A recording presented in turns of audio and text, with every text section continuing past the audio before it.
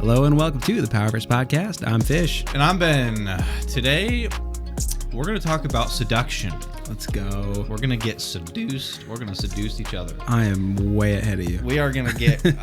I'm being seduced as we speak, and I don't even realize it, apparently. Seduction is not just in the bedroom with the baby northern turn them lights down low. That ain't the only seduction around town. Seduction is woven into politics. It's woven into marketing, companies, leadership. Seduction is everywhere. It's not always sexual seduction. Seduction is a way of persuasion. And the reason we're talking about this today is because of this book, Robert Greene's The Art of Seduction. We read this book, and there's a lot to talk about seduction. Yeah. We're going to talk all about this book, everything you need to know about seduction. And after you watch this episode, you're going to want to watch to the end, because if there's anybody you want to seduce, you're going to be able to do it. Oh.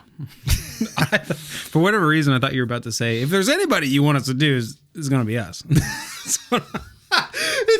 If you want to know how to seduce us, you better watch this episode. I was like, what is it? What's going to happen at the end of this episode that's going to allow them to seduce us? But I'm going to learn about seduction. But I'm here for it. Well, I have a funny thing to tell you. It is completely unrelated to seduction and all things good. seductive. Good. So I'm glad we got that. Glad you tuned in for this. Glad we got the intro. Let's divert now. So when this comes out, it will have been a couple weeks ago, but the Five Nights at Freddy's 2 movie came out. I don't know if you saw that or heard of it coming out. Yes, because you mentioned it. That's all I know about it. That's the only reason I knew it existed. Oh, okay. Because you talked about it. Anyway, not a fan of Five Nights at Freddy's. I just have a friend group that kind of likes it, so we went and saw it. Anyway, so the funny little happenstance here that it made me laugh. So I was talking to my family about how I was going to go over and see this movie. And my grandmother happened to be over at the house, and she says, "You know, your cousin used to be really into that Five Nights at Freddy's. Used to be really into that." And I said, "Yeah, around that time when he was younger, it was really popular with kids." Mm-hmm. And I'm sure you're familiar with the franchise and the horrors of the franchise. Of course, yeah. I know Markiplier kind of made it popular. Yeah, I think. Well, my grandmother to this day even is not familiar with really what's going on in the franchise. She just bought some toys over the years for my cousin, and so I said, yeah, my cousin around that time it was really popular with the kids around his age. And she says this. She says, "You know, those stuffed animals look kind of mean." Is she talking about the robots? Yeah. They are a little mean. And then so my stepdad, who's in the other room, who doesn't know much about the franchise but knows a little bit, he says, "Well, yeah, they're possessed." And my grandmother kind of gets wide-eyed. She's just like, oh. And then I say, because just to make the matter worse, I said, "Yeah, well, they're possessed with the souls of dead children." Dude, you're gonna give your grandma a heart attack. Yeah, she's so wide-eyed. She's just like, "I bought some of that." Yeah, she's gonna go to hell now. Holy cow! Because she bought this dead children possessed robots. Yeah, Five Nights at Freddy's is that lore. When did that souls of possessed or souls of dead children inside of these?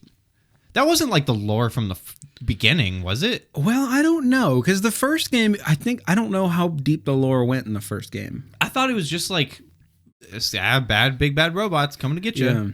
I didn't think deep. I want to say it was by the second or third game. I think probably by the second game. How many is there? Like 5? Well, so there was 1, 2, and 3. Was there a 4th, like in the main series? Well, anyway, but then there was like the sister location stuff, and then there's there's security breach or something, because there was like a big complex that you got to escape from. I don't know. I feel like they kind of the lore is interesting to me, just from like a narrative perspective, but yeah, they're doing that thing where they run it into the ground. They're gonna milk it. I don't like that very much. But yeah, that was my little quip I wanted to share. Yeah, I was never a big Five Nights at Freddy's guy, but I saw the first movie. It was all right. The second one was also all right. I felt like they kind of forgot the plot halfway through. It kind of like it was one of those movies where they set up a plot line and then they just try to do so much fan service and just shove all of the characters into the movie as much as possible. So to the point where it just kind of got watered down a little bit. Yeah, I feel like, well, this is like a thing with Call of Duty. People are saying Call of Duty is creatively bankrupt because they just don't know how to do anything new. Right. They just keep trying to do old stuff that old fans liked, which is kind of stupid because most of Call of Duty's player base is younger children that doesn't remember most of the stuff from the old games. Right. But yeah. Well, so anyway, speaking of seduction and grandmas, so Yeah, you're right. those are not at all related to what I was transitioning onto except seduction. But so this book, incredible book. I'm sure people have heard of Robert Greene. He's a extremely popular writer. Yeah. This book is not necessarily... When you read the title, The Art of Seduction, you might think that this is a book for the pickup artist.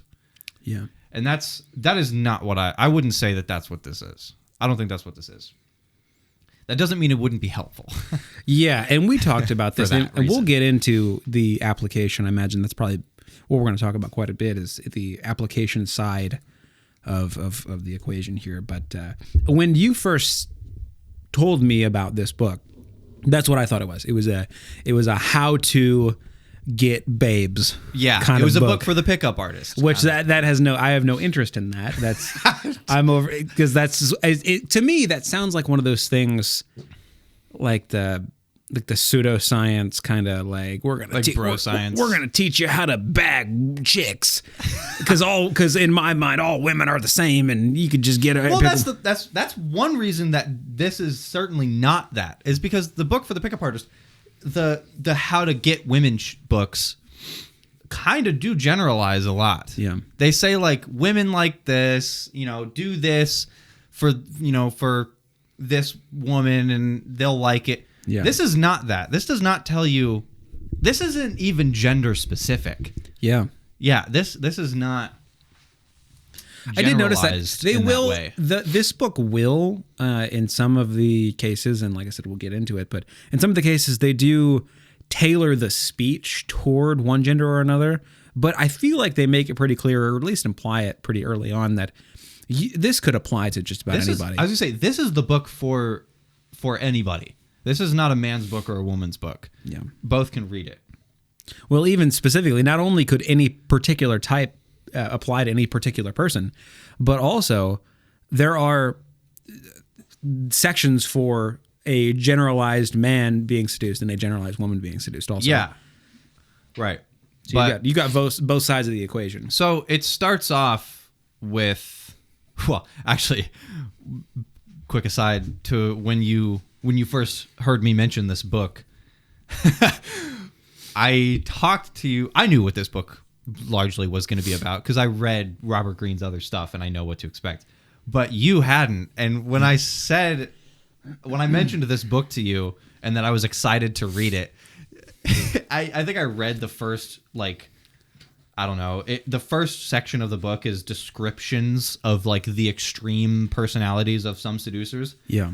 And your response was like, can we just not like tell people how we feel? Would I say that? Yeah, that's literally what you said. Can we not just like tell people how we feel? Like, and I thought that was like, that's, first of all, honestly, no, not really. Cause that's a way to like get shot down. Yeah. Honestly, that's a way to get shot down. Well, and yeah, and it's unfortunate because, and you hear this all the time, people want to open up and they're too afraid to. And it's because people are afraid, I don't know, maybe of moving too fast or something. Because that's the thing is like, let's say you really care about somebody and you want to be with them, whether even if it's just sexually or if you want to pursue a relationship, whatever it is, if you feel that way and you don't know if they feel the same way back, if you just kind of brute force your way into just telling them how you feel, that's going to put a lot of pressure. And people don't want to, especially women, don't want to feel pressured. And when it comes to like romance and stuff like that. Right. Yeah. A dude is mostly okay with feeling pressure. Like, bro, if a woman comes up to me and is just like, you want to fuck? Yeah. A guy's going to probably be fine, generally speaking. But yeah, I mean,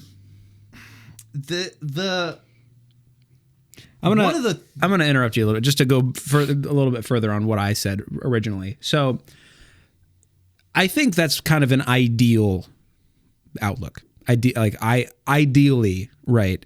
People should be able to. Yeah, it's an idealized view of how we should be able to connect. So when I say something like, "Can't we just say what we feel?" Wouldn't that be nice? Mm-hmm. Wouldn't that be nice? I think what this book really illustrates is that that's just not the way human psychology works. Right. Yeah. And in order to play the game, so to speak, I mean, that's really what this book's about. This book shows you how much of seduction really is just a game. Yeah. It really is just a game that you can play. And this is the crazy part too. It's not just about, and we'll get into the extremes here with the archetypes, but even two people that really do enjoy opening up and they want to be honest and they're good people and morally sound, whatever that means. Those people are still playing the game. It's not, right. It's yes. even though another person might feel like I do and try to idealize romance, you're still, just by the very nature of what human psychology is and what it's adapted to be, you're going to fall into these archetypes or a mixture of them. Right. Yeah. So the book has many categories and subcategories. That's just how Robert Greene writes, which I think is, in my opinion, one of the best, most readable ways a book can be written. So he categorizes the book in parts. There's 2 parts to this one. Within part 1, there is the archetypes. There is the personalities of... not every person is like the archetype that is described, because he gives historical examples of people that fit the archetype to a T and exaggerate it just to get the actual archetype across. Not everyone fits these quite so extremely. Most people are a blend or have traits veering towards one or towards a couple. Most people aren't fully in one or the other, but some of them he gives like are things that people have heard of, like a siren. Like this is what the mermaids are like named. Dude, sirens are terrifying. Just the entire idea of them, scary. You're talking the mermaid, not the archetype of person? No, yeah, well, both really. Okay. But no, the whole like luring you in with what you want most and all that. And devouring your face or whatever. Yeah, so the siren is basically the glamour type, like the type that you can't take your eyes off, the type that demands all attention, just commands attention, and usually is visually some way just stands above the rest. Well, and we talked about how these archetypes could apply to anybody. This is traditionally a feminine archetype. Yeah, yeah. Right. Kind of the femininity is kind of a part of it in general. You can't really, I mean, can you really have a masculine siren? Is that really I guess if you really strip down the definition, potentially. I mean, the thing is, you have to tailor to the people or person that you're trying to seduce. And there might be a type of person that wants, like, I'm sure there is a type of person that wants a masculine type siren. I would say that's probably lesser so than just a bunch of dudes wanting, a extravagantly appearing woman. Yeah. But I would think it's possible, but I would say, generally speaking, a siren is going to be a feminine figure. Well, and the other thing is, and that's not to say that a man can't be a siren. No. We're talking specifically the masculine traits. Right. Or the masculine kind of aura. So now, you could, if you are a man, let's say, and you align with siren tendencies, you might heighten feminine aspects of your personality or clothing or a combination of them. Right. Yeah. And another part of the siren is your voice, how you talk. Like one of them was Marilyn Monroe. It used as an example. Cleopatra was another one. Those were just sirens, but it takes a lot of people of history, like Benjamin Disraeli, Giovanni Casanova, John F. Kennedy, lot of others. But it talks about, it doesn't just make up like a story to describe these people. Like it gets these personality traits from actual people. Right. But yeah, there was a siren. There's like the rake, which that one kind of, I don't know how much I liked the rake, although I know it to be true. The rake was the person that their libido is just unbelievable. Yeah. Their libido is through the stratosphere, and there is nothing that is going to stop them from getting the person they want. And they have no shame in showing that all they want is the woman's body, basically. But here's the thing. Here's that sounds like disgusting, but here's why that can be seductive. Is people like to feel desired, for one. Yeah. And two, the rake generally has a body count in the millions. And if he doesn't want you, that might mean there's something wrong with you. Mm. So you might then chase him. Something wrong with you in the sense that, in the eyes of a rake, I quote suppose. Unquote, yeah. Something, yeah. Not actually something that you should care about. Certainly, we're not promoting the idea that if a particular man doesn't want to sleep with you, the problem must be you. Yeah, no. But that's what you're gonna think. That's the thoughts that might arise in your head. Is every woman? This guy has seduced every woman. There is no woman that he doesn't go after. What about me? Right? That's the kind of appeal of a rake. And it feels nice to be wanted so ardently. Right. And I mean, and this is a decent point to kind of start the conversation of morality when it pertains to this. So, I mean, this is not a book about morals. Yeah. Not in the slightest. I told you when I was going through this, we had a little bit of a spat, as it were, because I said, what did I say? I said the book was hard to get through. Is what I said. Yeah. And you thought, I don't know what you thought. I think you thought I was just an idiot. It was monotonous. No, okay. You tell yourself the dumbest shit sometimes. No, you said something stupid, and I remember it. Well, clearly, yeah, you remember it real well. I said that you said it was hard to get through, and I took that. You said it was hard to get through, and it was a tough read. When I hear that, I think this book is monotonous, and I'm bored. That's what you said. You said it's not for me, is what you said. Which I guess I took that as like.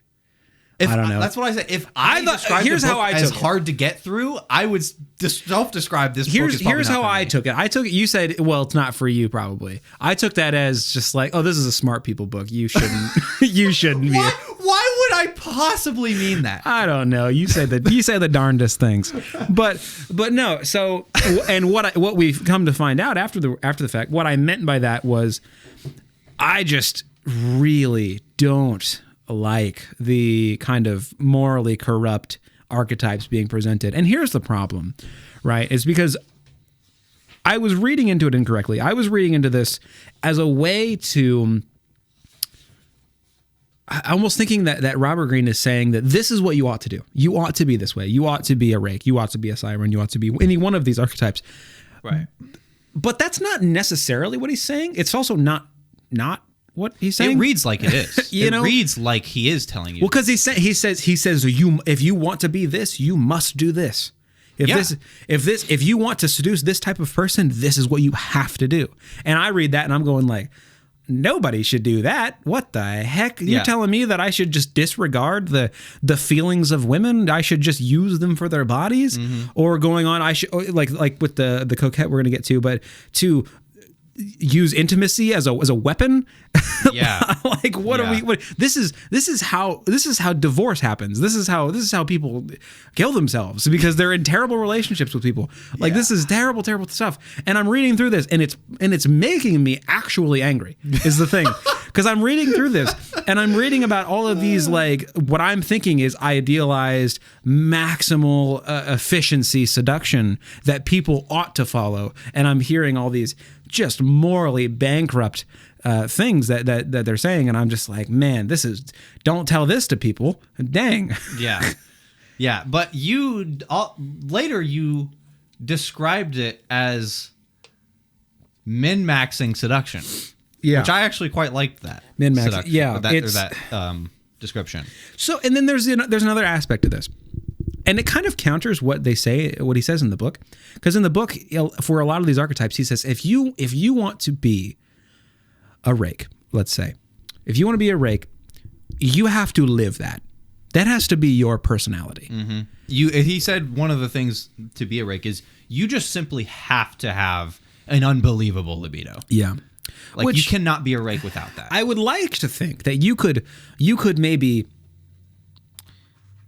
adapt into some of these traits and use it for your seductive purposes, and then just go back to being a kind person. But is that going to work, or is that lying to your partner? Well, you kind of get into the idea of what is being dishonest in your personality, because no one is just one individual. Well, what I mean by dishonest is not necessarily in the sense of like, is it morally wrong to present a false identity?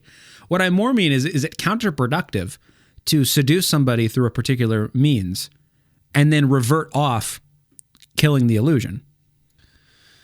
Well, I suppose it depends on the seducee. Right. I don't think you would want to conform to whatever feels most natural to you.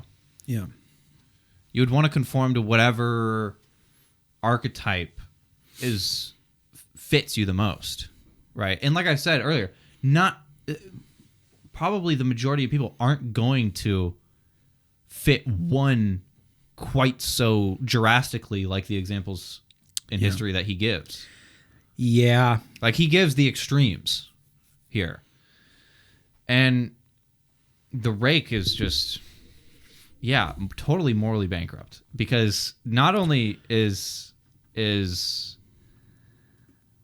it a archetype that disregards the probably the existence of STDs for one, but also the care. In fact, being not available is more seductive to the rake. Yeah. Because that is a challenge for him to get over. That only shows how much he wants you even more. If you are taken, if you are married, all the better. I was just about to say, honestly, many of the archetypes here presented are like talking about seducing married people. And like, and I'm just thinking, man, infidelity is a very common theme in all of this book. If that doesn't give you, at least me, a little bit of a negative outlook. But here's the thing. It's doing that because desire, despite circumstances, is seductive. Yeah. Desire through obstacles is seductive. Well, it just is. The obstacle itself can be seductive as well. Yeah. Well, in one of the laws later on, one of the things to do is literally create barriers. If there are no barriers between you and them, freaking find some and put them in the way so that they can see you are subverting adversity to get to you. Because that's seductive. What was the dude that hung out in the freaking closet for of day or whatever. He was it was. in the like closet of a church building for a day with rats for this chick. I don't know if there's anybody in the world that's worth that. Yeah, I don't know about that one. Like, bro, I got stuff to do. I want to, before we move on from the rake, I do want to just very quickly say something about the siren again.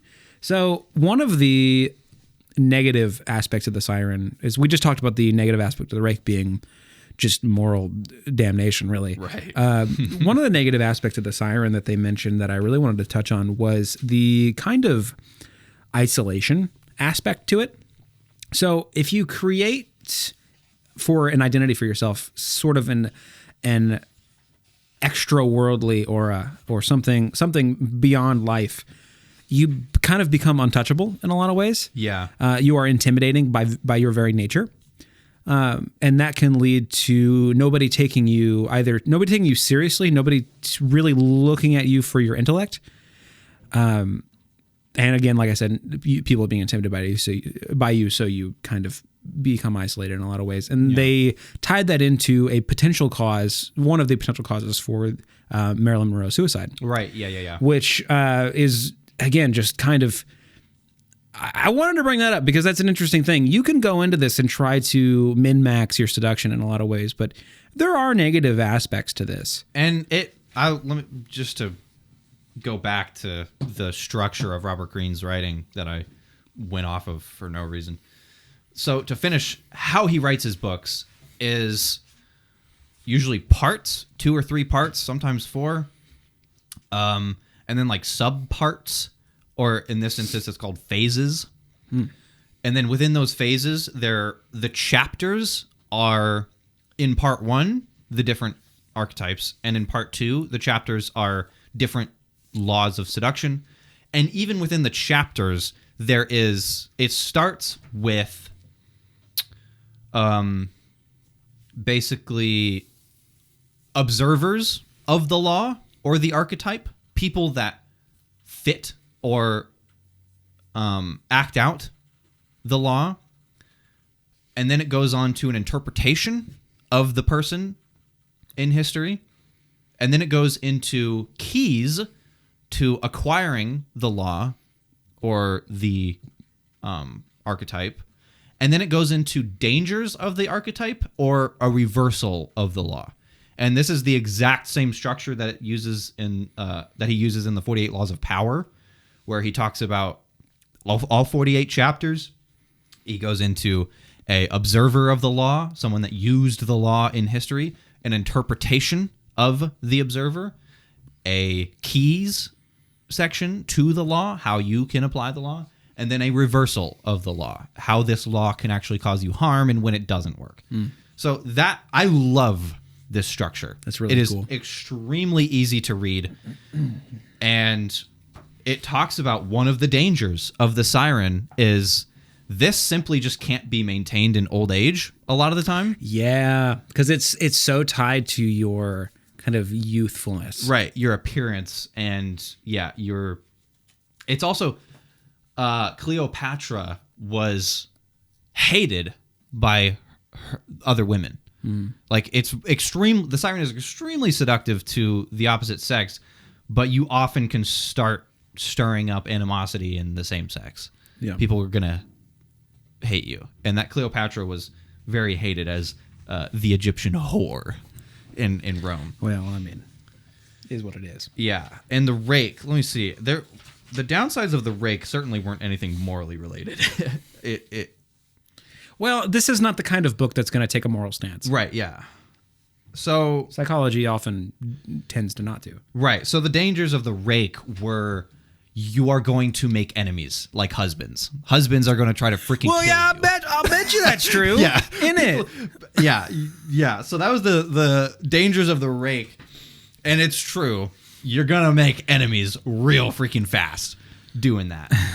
But there's a lot of archetypes. I think there's 12 or something. But we won't go through all of them in exquisite detail. But there's the ideal lover, which is like the kind of guy you would find in a rom-com. Yeah. The dandy, which this one was interesting to me. This was the dandy is the type of person that plays the social role and appearance of the sex that they're trying to seduce. They conform. So if you are a woman trying to seduce a masculine man, the female dandy would be a masculine woman. They do the I'm just one of the boys. Yeah, I'm just one of the boys type of thing. Well, and I think with that one a little bit, it's kind of you feel comfortable with what's familiar in a lot of ways.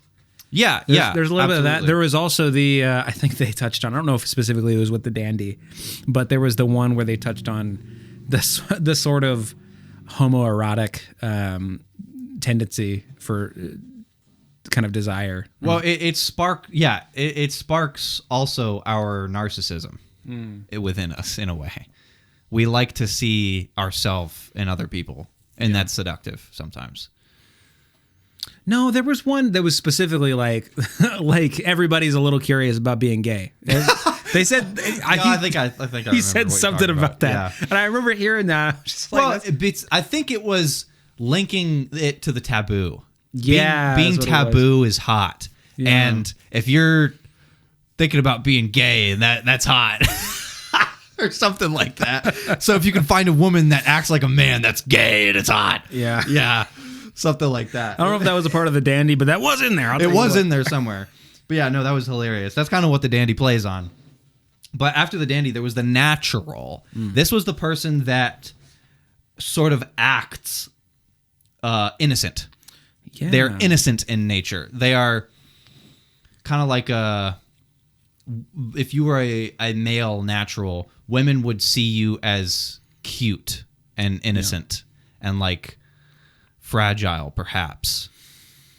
But one of the ways that you would play this role is by sometimes acting like it's not literally just acting like a child. That's not what it is. It is pulling out childish tendencies, like being spontaneous and speaking without really thinking, and maybe saying something that offends somebody, but you don't realize it and you don't apologize for it because you just simply don't know, quote unquote, you don't know better because you're innocent. It's the naivete of it. Yeah, exactly. Yeah.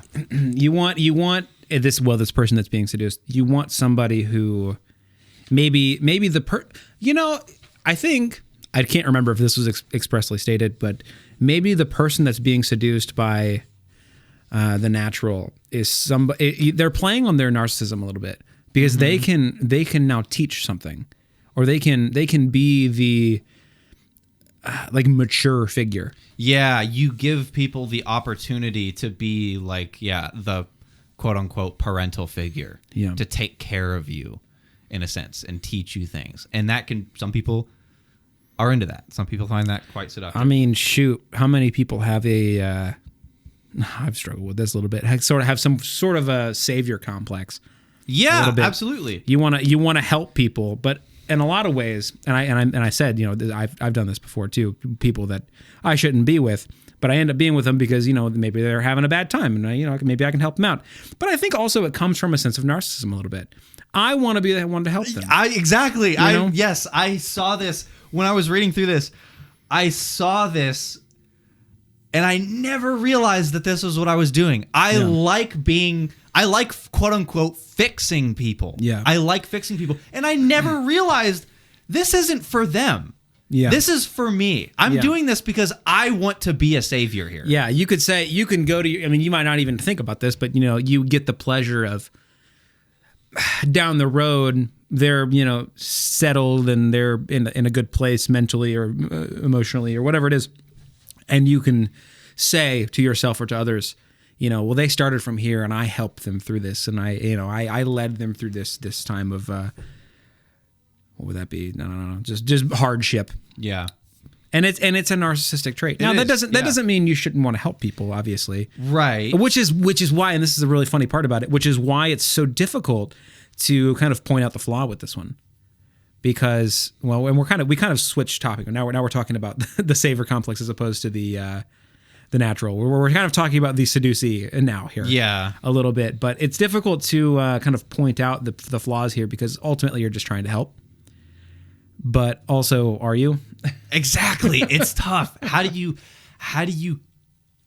I don't think this can be called out from the third person. Yeah. I don't think somebody can look at another person getting into a relationship with a broken person to help them. I don't think they can be called out. Unless they specifically say something to the effect that they're going to change them. Maybe, yeah. Because then you can get into the whole, well, why are you trying to change the person you're with? I think it has to be a self-reflective thing to realize. And I am extremely appreciative of this book because I know that I've always been the type to like fix things. I want to be the fixer-upper, but I'm also the one to point out flaws. But it's okay because we can improve on it. And I'm realizing, like, times where I've done that, I really am realizing I am not saying that because I want them to be a better person. I'm saying that because I'm trying to be a savior. I'm saying that because I'm doing it for myself. You want to be the one to help them, and B, you want to have the situation improved, even if it means changing something fundamental to them. Right, exactly. And that's where you get into trouble, and that's where I've gotten into trouble. And then you get in the argument, well, why are you trying to change me? Because I want you to be better. Exactly. I mean, what do you... It's a hard thing to call out. That's what I'm saying. I don't think if someone came up to me and being like, that's a bit narcissistic of you to try and help this person. Yeah. That can't be called out. And you're going to immediately be defensive if you're accused of that. Yeah. This has to be a self-reflective thing. And reading a book about some of the most immoral ways you can get a woman is how I figured it out. Yeah, exactly. Yeah, so that's the dangers of the natural where this has the potential of you just looking like a child. Yeah. Yeah, you might... There has to be some sort of a charm to it because you can't just go on with it. But, I mean, as we just inadvertently outlined the savior complex. So I guess if you're a natural, that's the kind of person you want to go for. It's that one right there. Right. Yeah. So if you... There's a possibility in the past that I could be seduced by a natural, I think. Yeah. I think there's a real possibility of that. Kind of a childlike innocence, and you want to show them the ways of the adult. Exactly. I want to be the person to grow them up, as it were. Well, shoot, I mean, not to get too personal. I mean, in my past, I was with somebody who they didn't have a car. They didn't have a place to live. Oh my God. They didn't have none of that, and they were it was very much like that, And I was like, all right, yeah, we'll get you set up at this apartment. We get, we'll help you pay for that a little bit, and we'll get you set up. We'll get this car over here. We'll get that, and I think I helped her with school stuff as well, like going to college and stuff. Yeah, and you know what else too? I don't know if I'd call her a natural. By sort of means, but I mean, man, if you want to be pampered, this might be the way to go. Yeah, I could see that in her for sure. Yeah, so that's the natural. We've got the coquette. Most people know what this is. The coquette is the hot and cold. You play all warm and loving. This is the one. I'm gonna stop you right here because I'm gonna tell you this. Okay. This is the one where you and I were talking about it in that call last week, and I told you that there was a point in time where they said something, and I literally said, "Oh, fuck off," and I turned it off. That was this section. That was the coquette. That was the coquette. The coquette's a rough one, dude. The coquette is literally might be one of the most manipulative personality archetypes because it's the hot and cold type. It's the I'm going to draw this person in with being loving and warm and comforting, and then as soon as I have them, I grow cold. Yeah. I make them question things. I make them stir their mind, figure out what's going on. Yeah. How do I get that back? I want that back. You poke at their insecurity, and you make them need you to give them the affection to reassure them that they are loved at all. Exactly. And that is it's fucking demonic, if you ask me. It's so bad, dude. It's so bad. It's like it's a way to get someone attached to you. It's a way to get someone to really need you. I mean, and to talk about what they talked about in here, God, what's her face? What's the coquette that was talked about a lot in that section? Was that Salome? No, Salome was a dandy. Who's the one? There was somebody that they talked about in there, and then they just like the people that she was with just killed themselves. That was Salome. Was that Salome? What I was just thinking of something. Well, they had a section where they talked about Salome growing cold to people. I'm pretty sure Salome had coquettish tendencies. Yeah. She was more a dandy because she got with Friedrich Nietzsche and talked to him about philosophy because of the intellectual conversation. She fit the intellectual masculine archetype, but she played a coquettish sort of I'll role tell you as this. well. I don't think any of those men killed themselves over the intellectual conversation. I can think they killed themselves over the coquettish tendency. Probably. So I'm just saying if you have a seduction archetype that results in men killing themselves, maybe you're the problem. Yeah, maybe rethink how you're getting these men. But again, I'm attaching morality to this. Granted, I mean, I think if we're going to say anything morality, driving people to the brink of suicide is, maybe something we can definitively say something about morality. Yeah, right. Check out our episode about morality. Yeah, watch that one. We talk about incest. And we did, didn't we? Yeah. If you want a hook, go watch it. So, yeah, that's the coquette. Maybe one of the most morally bankrupt here. Yeah, that's no. Yeah. So there was the coquette, the charmer. This is the guy that figures out, guy or woman, this one can fit really anybody. The charmer is somebody that learns about what you are insecure about and bolsters and reassures your insecurities. In a positive affirmation. Right, yeah. He doesn't bring them down further. He reassures. This is one that I kind of identify with. But not in a manipulative way. I think it kind of honestly goes back to that savior complex mentality thing. Yeah. It doesn't come from a place of just like I'm looking at somebody and I don't give a shit about them and I'm just like, oh, they think they're ugly. I'm going to make sure they feel beautiful because even though they are ugly. Like it's not like that. It's like, I want to make them feel good and it's nice because when I make them feel good, I know that I'm getting the positive affection back. Right. It all is narcissism, really. Yeah. But it's all self-motivated. But as far as because he said at the beginning of the book, he said that you're gonna identify with one or more of these. Right. This was one that I did identify with a little bit. Yeah, the charmer. I think a lot of people have charming tendencies. Well, it's also a people-pleasing kind of idea too. It can be a bit of a people pleaser. But there's also a difference between the charmer is not the people pleaser. The people pleaser is an insecure version of a charmer. That's true. Right, because the people pleaser cares so much about what other people think about him. Yeah. That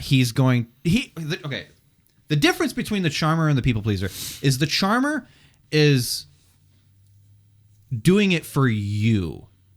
The people pleaser is doing it for himself because he cares what other people think of him. And that's the difference. And there is a difference there. But could you say that the charmer is doing it for them for seductive gains? Yes, they're just doing it better, basically. So really, so what we've established, I think, in the charmer is that it's not. You can do it for yourself, if you want to, but it's not about. You can do it for yourself, and that might be your motivation, but you can't be thinking about yourself. You cannot be thinking about what other people think about you.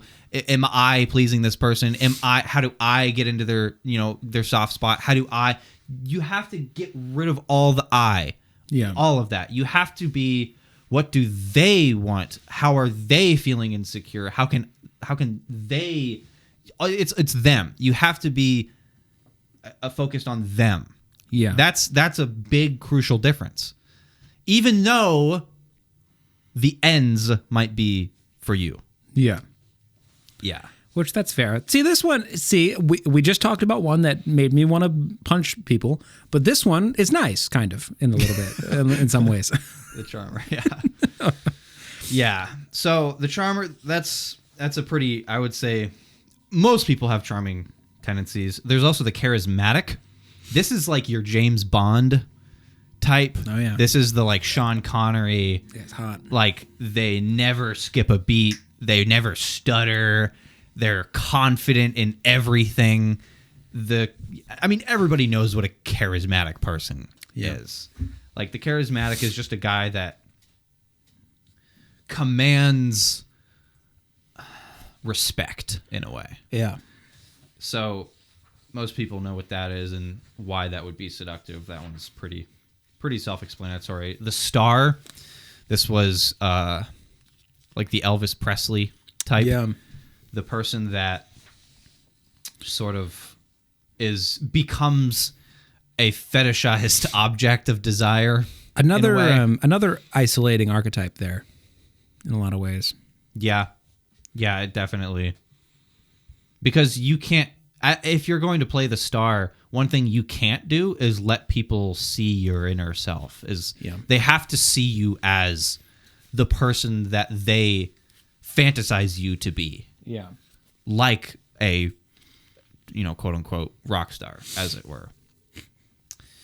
And then it talks about the anti-seducer, how people can really just turn everything against them and do everything wrong, basically. And everybody knows how to not be seductive, I think. Yeah. Like, this is basically just... If there was anything that this book taught me, it's that I'm a master at the anti-seductive archetype. Yeah, so a lot of it's mostly obvious stuff. Like, there's the this one's funny. The moralizer. Mm-hmm. The one that says basically kind of you. Like overly moral. Like, man, that's wrong. You shouldn't do that. You're playing... Instead of taking seduction with a bit more of a light heart. Yeah, and see, that's the thing. And I did read through that section, and apparently that's anti-seductive. Well, and I would probably agree with that. Well, it depends on the person in a lot of ways. I mean, I would say probably in a generalized sense, maybe. There are people though that kind of find comfort in trying to be morally good. In a lot of ways, it's not. Well, here's the. Yes, but I think in order for that to work, you have to be in some way the outlier in your society. Mm. In a way. Yeah, potentially. I would agree though. I think. But here's the thing: you might be able to use morality, like if you're trying to date a church girl. You might be able to use morality as a way of getting in. Granted, yeah. But even then, these people that are moralizers still like the taboo. Like the taboo doesn't stop being seductive. And playing with things that you maybe shouldn't do doesn't stop being seductive. So, yeah, maybe that's where it comes from then. Because I have an extensive church background. And that definitely, I think, worked to my advantage in a lot of ways. I was the kind of moral leader for the age group that I was a part of, the kind of, at that time, late high school, early college age. And being kind of the moral, I don't want to say moral backbone. That doesn't really paint the correct picture, but a trusted figure in the church, I guess I would say. Probably instilled a lot of those ideals into me, and in that environment, very helpful, I would say. Yeah. But as far as the taboo nature of seduction, you don't want that, because people want something that is a little bit unfamiliar sometimes. They want something exciting. It's funny because people want something familiar and also unfamiliar. It right. is, It's a game. It is a that game you have to play. Yeah, it's a push and pull, I think. But I think being overly morally judgmental. I think there's also a difference in degree here. I'm also just defending myself here now. There's, which is anti-seductive in and of itself. There are degrees to this also. If you're somebody that walks around and tries to, I don't know, be a bit of a Pharisee about everything, you're probably going to get more frowns than admiration. You can't just be openly the guy that doesn't care about morality right from the start. Well, no, I mean, a Pharisee in the sense of a morality, a purist. Yeah. The kind of religious police in a lot of ways. You can't do that because you like you said, people want something a little bit dangerous or unfamiliar to themselves. But then there's also the other side. You can't completely disregard morality unless you're a rake. I guess then unless it doesn't matter. It's seductive to abandon all things in order to get to you, which they desire so greatly. In the realm of seduction, I do kind of point to the morality of it, but I don't know. But yeah, there's the moralizer. There's a few. The windbag. This one was funny. This is the guy that doesn't stop talking about himself. He just talks and talks and talks and talks and talks. This is good. What? That's good. Yeah, it's good. The windbag. See, this guy I feel like is everywhere. Yeah, people love to talk about themselves. I think almost anybody. Everybody does. Everybody does. But you know who's? Never mind. I won't say their name. Okay. Somebody you and I both know. There's the bumbler. This is the person, they are self-conscious so much to the point where they make you self-conscious just being around them. Yeah, dude. I know, like, there are people that I know that are like this. Yeah. All they're thinking about is, that's one thing, this is crazy. This is one part of awkwardness. Mm-hmm. Awkwardness is basically self-consciousness, which is narcissism in a way, showing itself. You care what other people think about you. Are you moving right? Are you walking correctly? You know, everybody knows how to forget how to walk when you walk by a 10 out of 10. Like, dude, you might as well crawl. Exactly. You don't know how to walk. That is narcissism showing itself because you're thinking about yourself. And that's such a hard thing to break. I know. Because I would say I struggle with this from time to time, not all the time. And I think it's better now that I've been out of the kind of, I don't know what to say there, kind of that judgmental culture that I was a part of, and kind of looking into psychology a little bit more has taught me that I can not take myself quite so seriously. Yeah. And it's a little bit better now, but even still, there's that just like kind of overwhelming sense of I'm doing something wrong. Or I'm doing this. You know what, Al? You know what? A personal note here. So I got a haircut not too long ago. Peep the cut here. So yeah, I got a haircut not too long ago. Peep the cut, like I said. And the hairstyle. Now I don't. So let me ask you this: you get your haircut, I imagine, or do you just? I haven't in a long time. Okay. Well, when you previously got your haircut, you know how they talk to you a lot. Hairdressers generally Sometimes. Are you one to respond and like interact a lot and social hour? See, I've never been that way. I don't know. I used to not be. But as I basically just grew up, I got over it. Well, it's not about how would I phrase that? I just don't do that. I don't know. Like, it's not like a shyness thing. I just don't really care to. But anyway, so there was this a really, really beautiful woman, I might add, who was cutting my hair. Where was this at? This was over at the damn Sport Clips. And I know where I'm going. She was talking to me quite a bit, probably just doing her job. And I was like, man, I'm gonna, you know what? This is not common for me to like really try to. You know what? I've been reading Art of Seduction. Let's put this. Well, no. So yeah. So we start talking, and man, I felt out of my element. I don't know what it was. It was just like, I think it was almost like I was used to not talking much in that environment, and then I was trying to like play it up a little bit, and it just kind of fell flat a little bit. I don't know. I think that just means that you haven't you don't do it. I think And you just need to do it it more. Yeah, I just need to. I don't know, man. I don't know. That's part of the one of the things that I don't like about getting my hair cut. I don't like talking to people. I don't know what it is. You are so introverted. I am. I don't know. Well, because it depends on the environment, like, right? So, like, what's an environment that I do like talking to people in? Probably something you care. It might be more topic than environment. That's true. Like, I don't know. New guy comes in on the job at work, and I strike up a conversation with the new guy. Yeah, I like doing that. That's fun. That's fun stuff. But man, beautiful lady plus unfamiliar environment, unfamiliar conversation output guy. We're also talking about Christmas, and I don't like Christmas. Oh, which is funny. I guess we should. This episode comes out right before Christmas. Yeah, it's about Merry Christmas, everybody. Go seduce everyone. I don't know why I was talking about that. I think we were talking about anti-seductive traits. Mm-hmm. And I think I was talking about we were talking about the bumbler. Yeah, the bumbler. Awkwardness. And I was tying that into kind of being out of your element. Their awkwardness and they're focusing on themselves so much that it literally extends to you. You feel awkward. That's why I was bringing that up. Yeah, because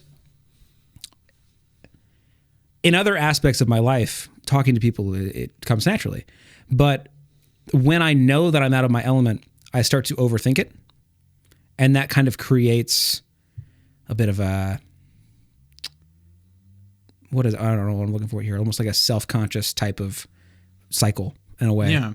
That's why I was bringing that up. Yeah.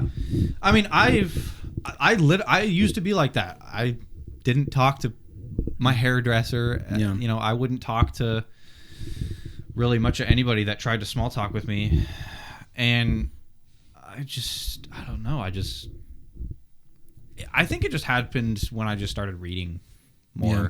I just started having more things to talk about, being better at talking about what other people wanted to talk about, being better at asking questions, right? Being better at having good questions to ask. And I just got over it. And I can talk to people now. Like when we went to St. Louis, there was a lovely lady that wanted to be a model for us when we were taking pictures. Yeah. And yeah, I just was able to strike a conversation for a couple hours. Yeah. Yeah. She was nice. I had a couple conversations with her. Nothing too extensive, but it just depends on the person. If certain service workers, I like having those conversations. Like cashiers, I'll talk to a lot. Mm-hmm. Those are usually pretty nice. I think it's because those conversations are pretty quick. It's just kind of they're like, oh, hey, how are you doing? Oh yeah, and then they'll talk about like, oh, I'm doing this after work. Like, oh, that sounds like a lot of fun. That'll be a good time. I find that you don't need to overthink like talking to a hairdresser, because you'd be amazed. I don't actually think you would be amazed. You would expect this entirely. But literally just say things like, why? And tell me more. That's all you have to do. I also think maybe I'm dramatizing the awkwardness in my head because that's also possible. Because she was really pretty. and maybe it went perfectly fine. Because I did actually talk to her a little bit. We talked about what did we talk about? We talked about like Christmas traditions, and like she was asking me like, what kind of Christmas traditions? I was like, honestly, we haven't done anything traditions wise in a long time. But as a kid, I would do this. Like, what about you? Oh, we would do this with my family. That kind of thing. Yeah.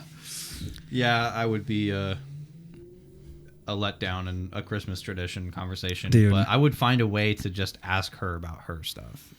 I would do everything possible to get the conversation away from me. Don't ask me about Christmas because I have nothing to talk about. Yeah. Yeah. So we did a whole episode on how Christmas should be banned. Yeah, and it got a dislike. People hate that. People like Christmas. But anyway, Anti-Seducer. Yeah. So I wrote down a couple of things. Basically, never focus on yourself. Literally never. Always focus on the other person. Think about them. What do they want? Seduction is a game best played without words. Use them sparingly. Man, I like to talk though. You know, would you be a windbag? I don't think I'd be a windbag necessarily, but man, I told you with the charmer. Mm-hmm. In certain aspects, I like to use words to reaffirm certain aspects of the seducee's personality. I don't kind of a gesture sense, or the they talk about the glance, or the look, or how you position yourself in the room. Terrible at that. Me too. I'm bad at that. I don't know nothing about that. The body and the face and the eyes are like can be used as a way more seductive communication tool than words sometimes. Man, I'm going to have somebody that don't know how to look. I don't know. Yeah. That's not going to work for me. And then I also wrote, lack of generosity shows a lack of individualized attention. That's true. The cheapskate. Yeah. There is nothing. I've seen this in my own life too. Granted, it's usually this can go both ways. I was going to say it's usually the women looking towards men to be more financially freeing or financially giving. I don't think men really care too much about that in a lot of ways. Yeah. But I have seen that in certain women where they're very stingy. And part of me wants to view that as, they're frugal. But there's a difference between frugality and stinginess. It's very different. You can say, hey, I don't want to give to this cause, or I don't want to go out and do this thing with my friends because I need to save money. That's different than, I can never, ever do anything ever. That's a lot different. I underlined this. One of the things that it says is being unable to give by spending money usually means being unable to give in general. Yeah. And I think that can be true. I think you have to be open to the possibility that sometimes people are just simply poor. Yeah. But generosity is extremely important. Yeah. And if you are unable to be generous, then who's to say that they're going to be generous with their attention of you? Like, not being able to be generous with money, it will translate to not being able to be generous with other things, I think, generally speaking. Yeah, I mean, it does point to a certain character trait, I would say. And you want somebody who thinks of others also. Mm-hmm. If somebody blows all their money on frivolities and now they have nothing left over to devote towards a cause greater than themselves, that sort of indicates a definitely a lack of generosity, but maybe a lack of sort of moral character. Yeah, right. Yeah, so that's the anti-seducer. Everybody knows how to be unseductive. Especially me. And then it talks about the 18 types of victims, of people that can be seduced. And there's a lot of these, but there's a common theme with all of them, which is identify what they're missing and be what fills it. Identify a gap in their life and be the round hole for the round gap. Yeah. Or the square hole for the square gap. Whatever shaped gap they have, be what fills it, because that's going to be what they want. Like it says, one of the people was the former siren or rake, someone that used to be a siren or rake. Mm. If they've been in a relationship locked down for 15 years, you might be able to seduce this type by simply reigniting the excitement of rakish tendencies in them. Well, this is we talked about it right at the top of the episode, but infidelity. Yeah. There you go. I mean, it's somebody who, because this fits the once a cheater always a cheater dynamic kind of thing. Well, and it's how often, and the answer to this question is often, do people get into relationships and feel like, oh, I did it. I'm done. Yeah. You know, the spark is gone. Mm-hmm. But I mean, there's going to be that, because you can't for 30, 40 years constantly have a seductive spark at all times. It's not. But here's the thing. What I will say is reading this book will help you keep that spark. It's not going to be nonstop. Yeah. Because you just can't. But I mean, you can always find ways to reignite something periodically to keep it alive. But point being, how many people do that? The answer is little to none. Well, how many people know to do that? Little to when none. People, this also. Is why, like, this is marriage counseling. When people get in a rut because their relationship's boring now, they need to spark spontaneity again. They need to spark the push and pull of desire. They need to spark all this stuff that got them to be seduced in the first place. You know what was interesting? As I was reading through this, and I know everything about marriage. You would, yep. You've been single. I've been single for 5 years. I know all. Listen to me. I was reading through this, and I would never ever do this because I don't have that kind of relationship with these people. But it made me really want to like get a hold of my ex-girlfriends and just be like, for scientific reasons, what was the initial draw? What caused us to be seduced by one another? Yeah. Because I'd be really curious. I imagine for the girlfriend I brought up earlier, who I won't name because that's rude, the charmer tendency. Talk smack. The charmer. I didn't say anything too bad, but the charmer tendencies, the more relative to her, mature and financially stable, was probably a bit of a draw. And I think you might have been filling that gap. Yeah, and for my most recent romantic endeavor, probably the emotional stability was probably a bit of a draw for somebody who is a little bit lacking in that particular area in life. I think that's probably the need that was filled.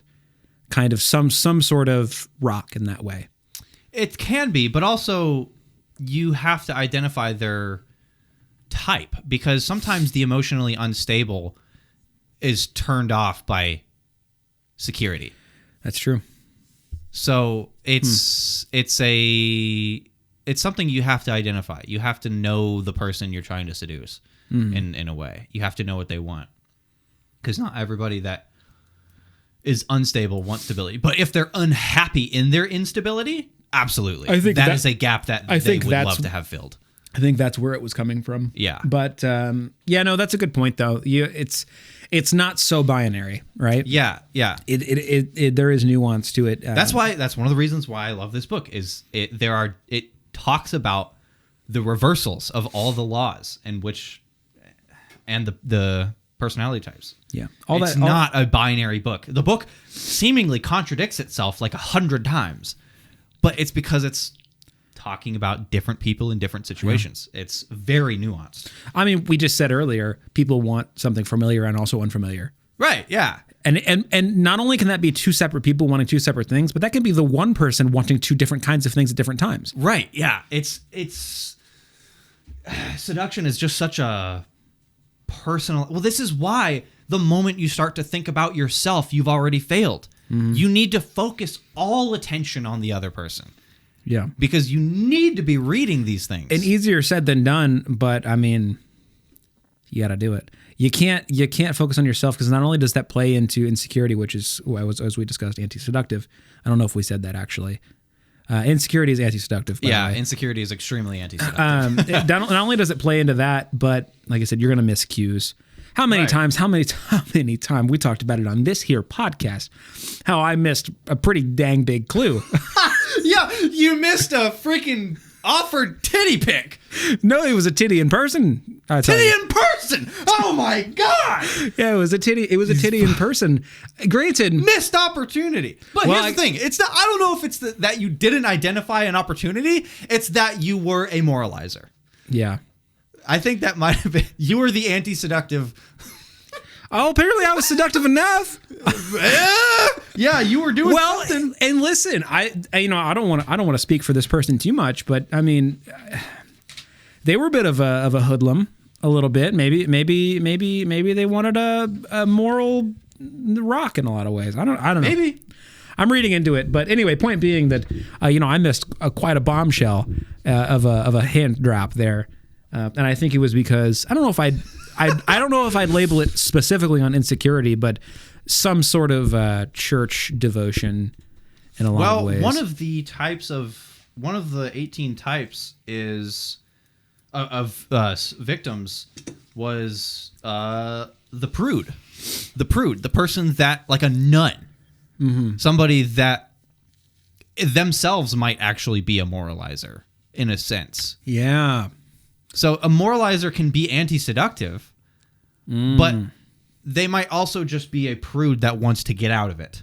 That is excited by the idea of sending you a titty, showing their tits. Maybe I was being seduced and I was the prude. Maybe you were exactly. Oh. Maybe you were the one being seduced here. So I found my path in life. I'm just gonna start being more prudish. Yeah, go and be anti-seductive, but right. There will be somebody who wants to show me their tits. Right, somebody who identifies you as the prude knows that they can get you. They can seduce you by way of the taboo of breaking out of your prudishness and doing something unethical and dangerous. Yeah. And so where do you, we kind of talked about this. I'm just kind of curious because we brought it up again, the kind of moralization of everything. Where is the line? I know it, well, obviously it depends on the person, but where generally speaking is the line between accepted moral judgment and prudishness? I think it depends on the person, but it also depends on the society that you're in and the group that you're in. Someone that's like if we're talking like an actual like sister nun, prude. I mean, this is literally a fetish. The nun type, getting nuns. No, it's the innocence aspect. Absolutely, exactly. They are prudes. Well, it's the innocence, but also specifically. It's the corruption of their innocence. Yes, that's seductive. Yeah, that's. I want to do that right now. Exactly, that's hot. Right now, that's not to say that all nuns definitely don't take it as this. Yeah, that's not to say that all nuns are just looking to get seduced. No, that's a good way to. That's a good way to go to hell. Yeah, it's a good way to go to hell. Yeah, but what you can do. As in part 2, it gets to the seductive process, which the first part is choose the right target. What you can do is identify them and figure out if they are a prude and do maybe have this under the rug desire, repressed desire to want to do something dangerous. Mm-hmm. Not all of them do, right? And dangerous is good. Dangerous is hot.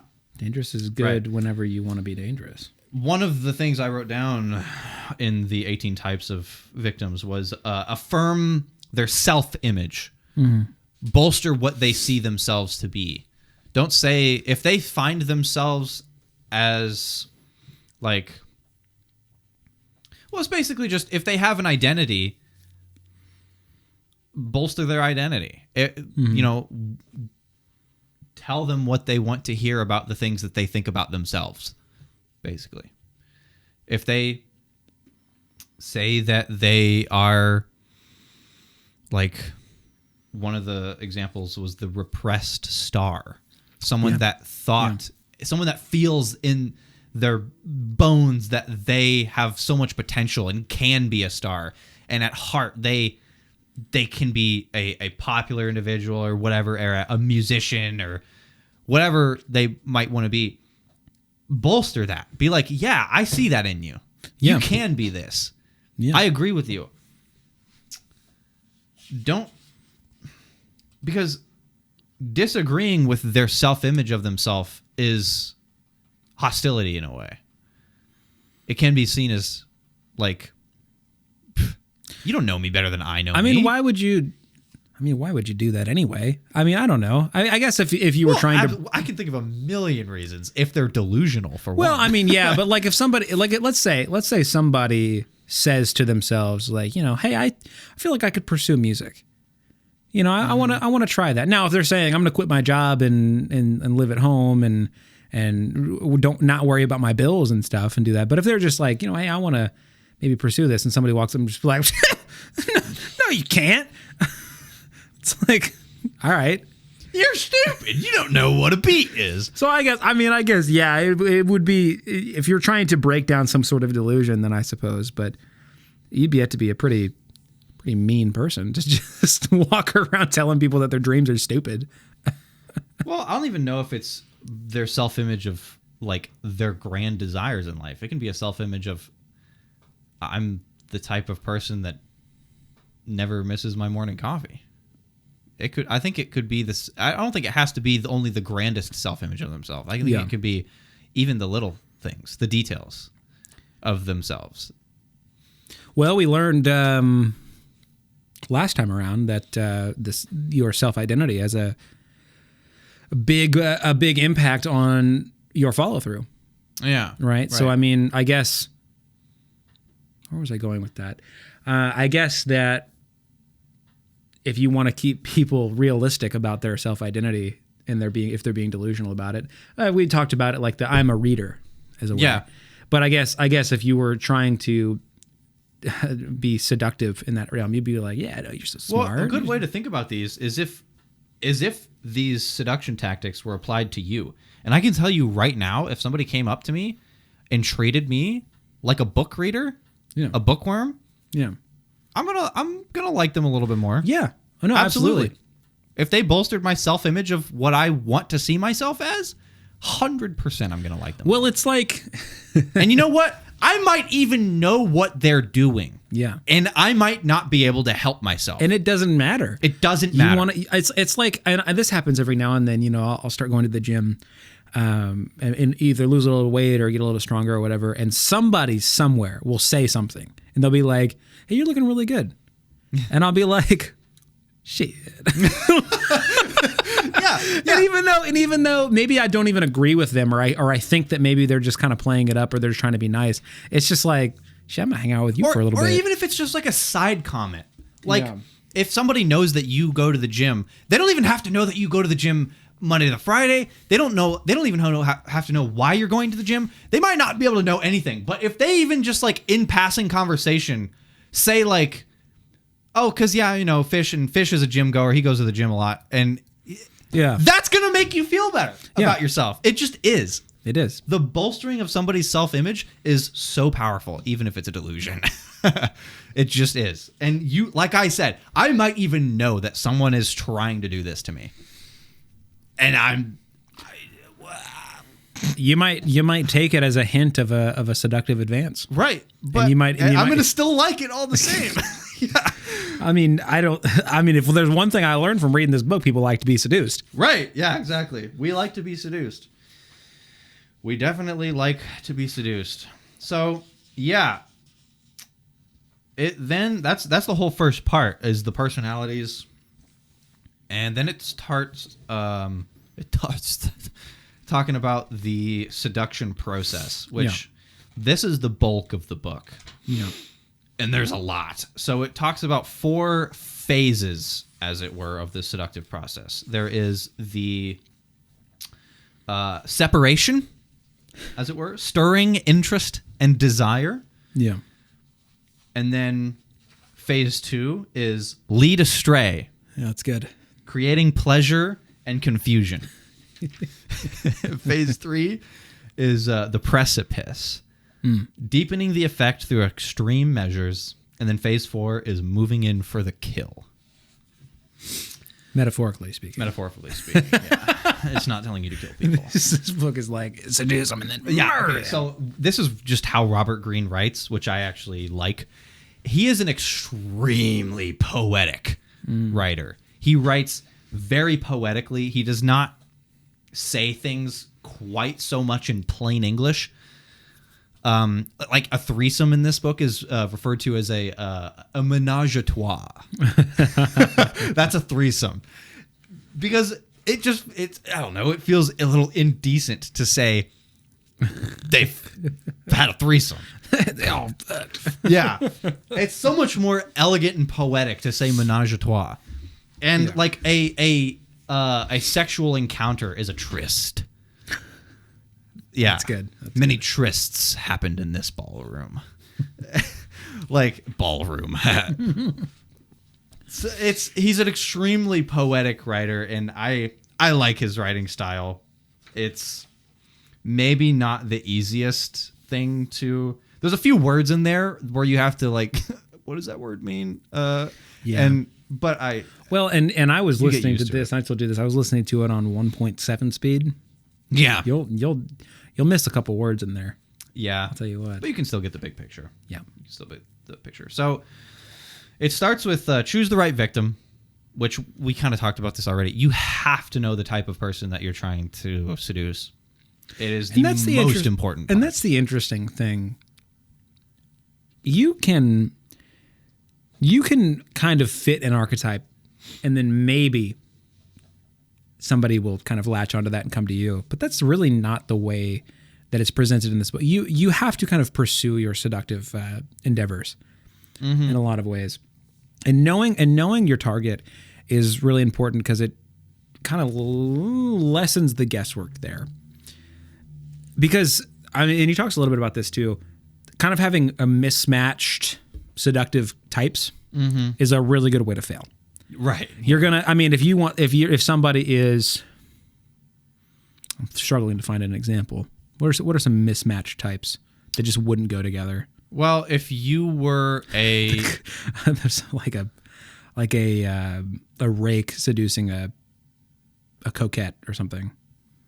Yeah, the coquette might try to employ resistive techniques on the rake. But here's the thing. The rake's not going to want that. The rake's not going to want that, but the rake's going to ignore it too. Well, I guess that's true. Yeah. The rake's going to be like, shut the fuck up about your nonsense. I'm coming to fuck.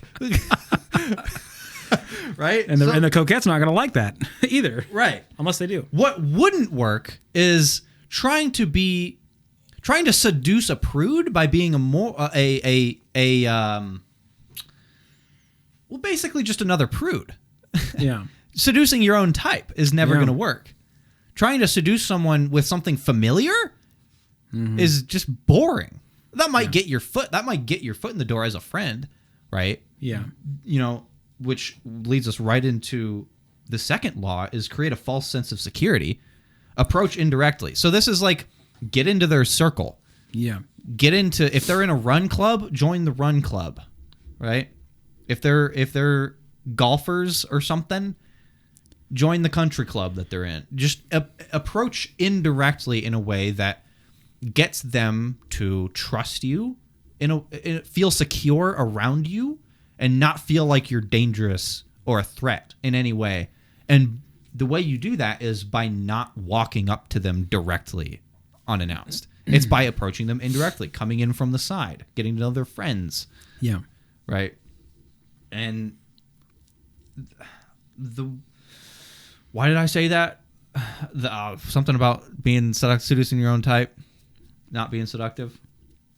Because seducing your own type is familiar, and familiar destroys seduction. Right. Being familiar, it destroys seduction. But what it does do is give them a sense of security. Mm-hmm. So you can do that, but you have to realize it's never going to get you like all the way or even part of the way. It's just simply going to get you in their circle, and that's it. Let me ask you this, and maybe this is kind of going off topic a little bit, but I just had this thought. So people... Somebody just dropped a dish upstairs. So people get into relationships all the time and get married all the time and have long, happy lives with their significant others all the time. Most of these people never even having heard of this book. Mm-hmm. Do you think that those people are naturally employing just methodology, or not necessarily methodology, but aligning with a certain archetype and seducing that way? Or is maybe this just a look at something a little bit more in-depth and focused? I think this book is looking at people that... I think this book is looking at what happens in the world. Okay, so you think... It's people are going to just simply have... Like, the people that are used it talks about literally like a freaking 100 different historical examples of the people that are following these laws and the people that fit the archetypes. Like, these people find what is seductive and are going to employ those things, whether they read this book or not. Well, so yeah, and that's kind of what I'm getting at here is certainly there are people that are employing kind of seductive strategies in their own lives, learned or not. I guess I'm just wondering for like just I don't even know if I'm making any sense here, but kind of a normal, organic sort of relationship, I guess. Is there a sense where it's a lot more tame than this, or there is not directly seduction? I honestly don't think so. Okay. I'm very curious. I'm trying to think of an example of where people just naturally come together because of, I don't even know what reasons it would exactly. be. What reason would somebody be attracted to somebody else?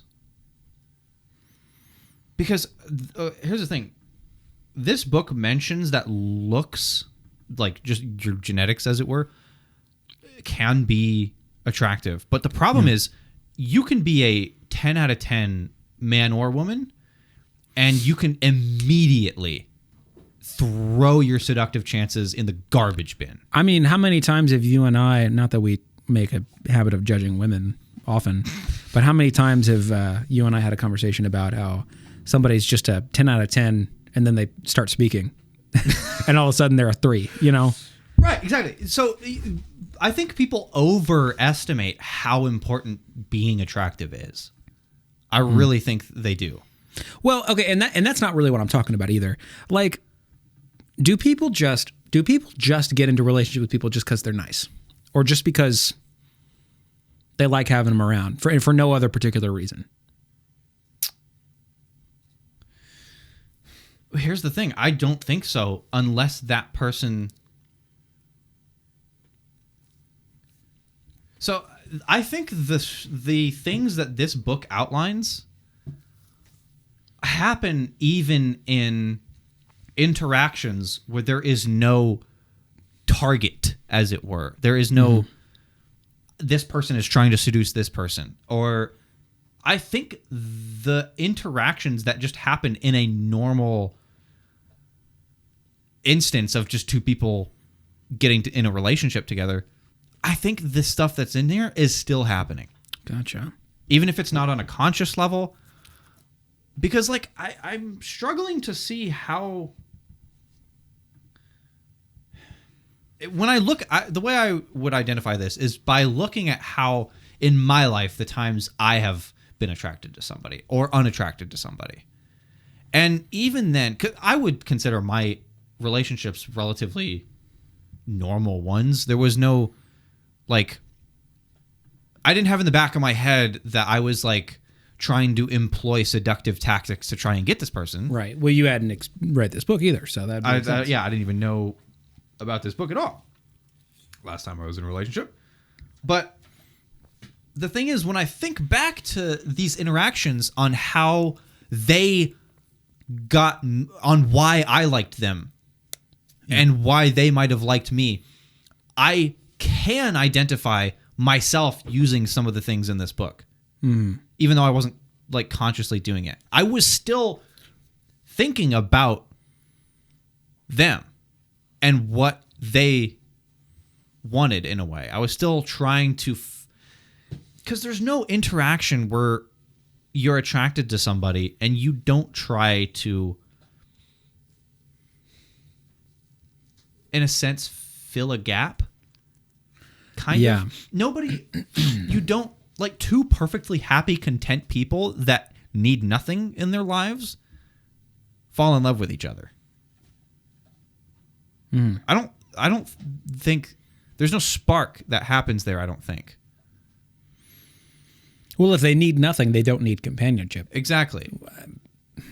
And if there is a gap in their lives that you can fill, that is already employing some of the things of this book. I think this book writes out everything as a conscious tactical maneuver, but I think honestly it just straight up outlines how attraction occurs. Well, I think it's a matter of scale on a lot of ways. I think it's maybe the relationships that I'm visualizing in my head that are quote unquote organic or not particularly seductively charged.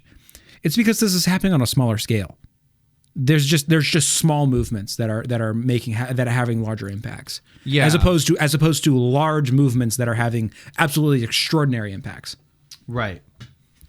Somebody, the high school sweetheart, so to speak, you fall in love with because they're, just around. And maybe in my mind, I'm looking at the situation and I'm thinking, oh, well, they were just around.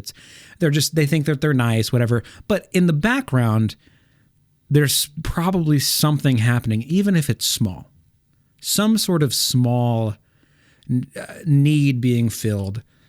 I mean, what is the high school sweetheart archetype here? Oh, I have no idea. Frick. Well, I mean, it could be. I was gonna say, when you say high school sweetheart, that could just literally mean anyone that you liked from your high school. Well, I'm not talking about anybody specific. I know. I'm just like, that's just as a model to examine why people. Well, because when you get later into life, there's a ton of different reasons why you might want companionship. Mm-hmm. I guess in that era of life, that sort of age range that I'm thinking of, things are a little more. It's not that it's simple. It's just like we're not talking about single mother with 3 kids, needing a financial rock in a lot of ways. We're talking about just somebody who likes to be around somebody else, and why that comes about. Yeah, I genuinely don't think a conscious or unconscious seductive interaction can occur without anything from this book happening. I agree. I think it's, like I said, a matter of scale. I think it's a matter of employing tactics, consciously or not, here and there to kind of push a direction. Yeah, in a lot of ways. I definitely know this is guaranteed a dandy could seduce me. Almost certainly. If there's a woman, maybe it's because I like being gay. Okay.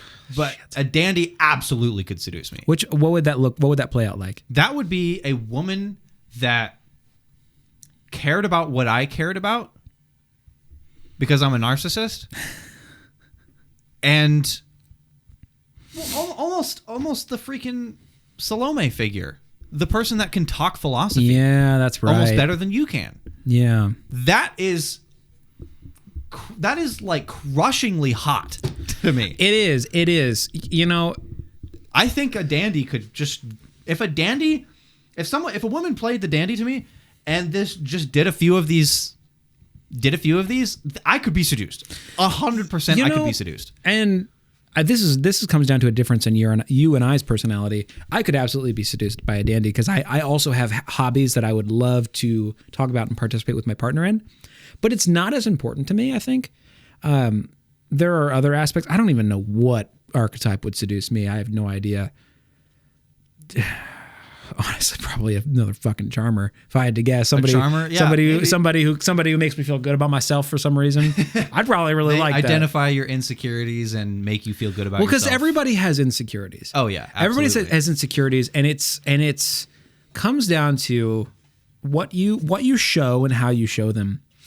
And if somebody can identify what makes you not like yourself in a lot of ways, and encourage you to like yourself more, you're putting a haze of Band-Aid solution over. You're throwing a smoke screen so that you can get closer. Well, I'll tell you what. I mean, I've been with people that are depressive in a lot of ways, and it's something really nice from on both sides of the equation to help them feel happy with themselves. Because not only does it make your connection stronger, again, a little bit manipulative, but that's fine. But also it just brightens their outlook on life. And then they come to depend on you for a brighter outlook on life itself. That's the seductive quality of the charmer. And that's the thing is it's build dependence. It's hella manipulative. I mean, we talked about this when we talked about it. You know, it's hella manipulative, but what are you going to argue against here? See, I am not that way. I think a dandy, maybe there might be another archetype that could seduce me, but I know a dandy would just blow me out of the water because I would not want to. I don't like a charmer. Mm-hmm. I don't want someone to bolster my insecurities. I actually actively don't think I would like that. And that well, let me think about this. So, let me also think about this because I'm trying to figure out if that's actually what I'm talking about. Here's the thing. I'm thinking about what am I insecure about, and I'm trying to think of somebody making me feel good about that. And I think what I just said was a little bit too far. Maybe I wouldn't actively dislike it. I think almost definitely you would like it. I think I would like it, but I have this thing inside of me that I don't want to feel. I don't want to feel good about myself in a way because that pulls. It makes me feel narcissistic about myself. Well, here's and what I don't like that. Let me tell you what I just thought about after I told you what I said, and then you disagreed with me, and then it made me think about what I said again and really re-examine it. Now, what I don't like to be is lied to. Yeah. So, well, I think that was one of the dangers of the charmer is the charmer can take this too far, and you're the person that looks insecure and are just trying to be a people pleaser. So let me give you an example. This is a bit personal, but that's fine. You know, we're all friends here. So in my last relationship, due to a lot of factors, I gained quite a bit of weight, and my partner would tell me that I looked good. I knew that was a lie. And I never really appreciated it. I appreciated what she was trying to do, but I couldn't believe it because I knew it wasn't true. Maybe to her I looked fine, but probably not. You know, but like you know what I'm saying? I saw through the lie and the illusion was broken. The charm that you can't charm through a blatant lie, I suppose, unless the seducee believes it. Okay, here's the thing. You can be a charmer, but this is just the game you have to play. You can be a charmer, but one thing that is anti-seductive is not bolstering their self-image. And your self-image of yourself is when you have a lot of weight gained, you are not attractive. And she was going against that self-image. She was trying to be a charmer. Yeah. But for her to bolster your self-image, which is the seductive thing to do, she needs to recognize that you are overweight and encourage your desire to lose weight. Yeah. See, and that's the thing. That's bolstering your and that's the thing, because I am just, by my very nature, am a person that, you know, if I see a problem, I'm a problem solver in a lot of ways. You know, if I see a problem, I want to get to the root of that and fix the problem. And in that particular aspect, being lied to is quite simply counterproductive. Yeah. Because, you know, if you have, I don't know, think of a different example other than weight, but like, you know, it'd be almost like if you have some sort of mental issue and you're saying to your partner, you know, I really need to see a doctor. I probably need to get on some medication. And they say, you're perfect the way you are. It's like, no, okay, that's dangerous. The charmer has to bolster insecurities. When somebody like your girlfriend trying to make you feel good about being overweight, I I don't know if that's being the charmer. I don't think it is. I don't think it is. I think that is probably a misguided attempt. Yeah. Or some sort of recognition. So when somebody says they're insecure about something, generally, I don't think it comes with as much certainty as you have about how not good being overweight is. It's like you know that being overweight is not good for your health. Right. You know that you need to lose weight when you were with her. An insecurity isn't quite like that, I don't think. An insecurity is a little bit more others directed. So you're saying the things I know about myself are facts. And not necessarily. I'm saying they're coming from a place of certainty about yourself. Well, that's what I just said. It is factual that I am the way I was the way that I was, and that it needed changed for the betterment of my life. Sure, yeah, sure. And she was going against that self-image of yourself. And in trying to be a charmer, when somebody's insecure about something, maybe I'm just trying to say, I don't think you're insecure about it. I think it's just you identify a problem that needs fixed. In a lot of ways, yeah. I think potentially that's part of it. Yeah, I don't think she was playing... I think she was just, misguided. She was firing at the wrong target trying to be a charmer. And instead, she was playing the anti-seductive role of not bolstering your self-image. And that was anti-seductive. That's fun. That's a funny way to look at that. That's really interesting. Fascinating that. Yeah. You can learn a lot from reading psychology books. Yeah. No, I think that's probably...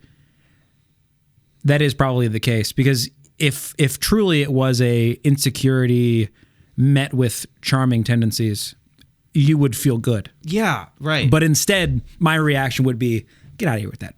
Right. That's nonsense. Right, yeah. Yeah. I mean, like, thanks, but no thanks. Kind of like, I know that that's not true. I would say, I know that you saying that comes from a good place, probably. Well, who knows really now after reading this, but maybe it stems from insecurities of her own, who knows, but I know it comes from a good place, but that's not what's needed at this moment. But to go back to what we're actually talking about, if somebody's insecure about something, let's say that they're maybe insecure for no good reason. I don't know. Maybe they don't like the way they look, even though they look fine. It's nothing to do with health, just in general. And well, let me ask you this. What does it mean to bolster their self-image in this particular aspect? Just reaffirm it. Agree with it. Say, yeah, you're right about yourself. I would say. But what if somebody thinks that they're just dreadfully unattractive? Do you just walk up to them and they say, "Oh, I'm unattractive," and you say, "Yep."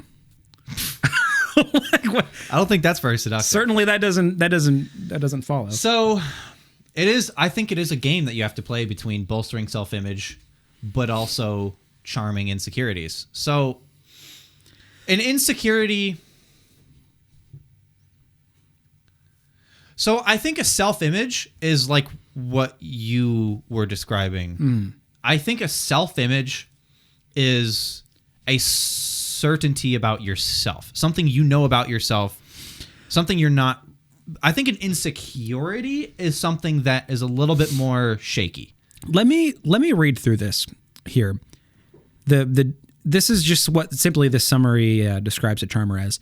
I'm going to read the description of the charmer here, and I also, after I read this, I actually want to narrow down what you've sort of put your finger on this. What is insecurity versus what is self-image dichotomy? Yeah.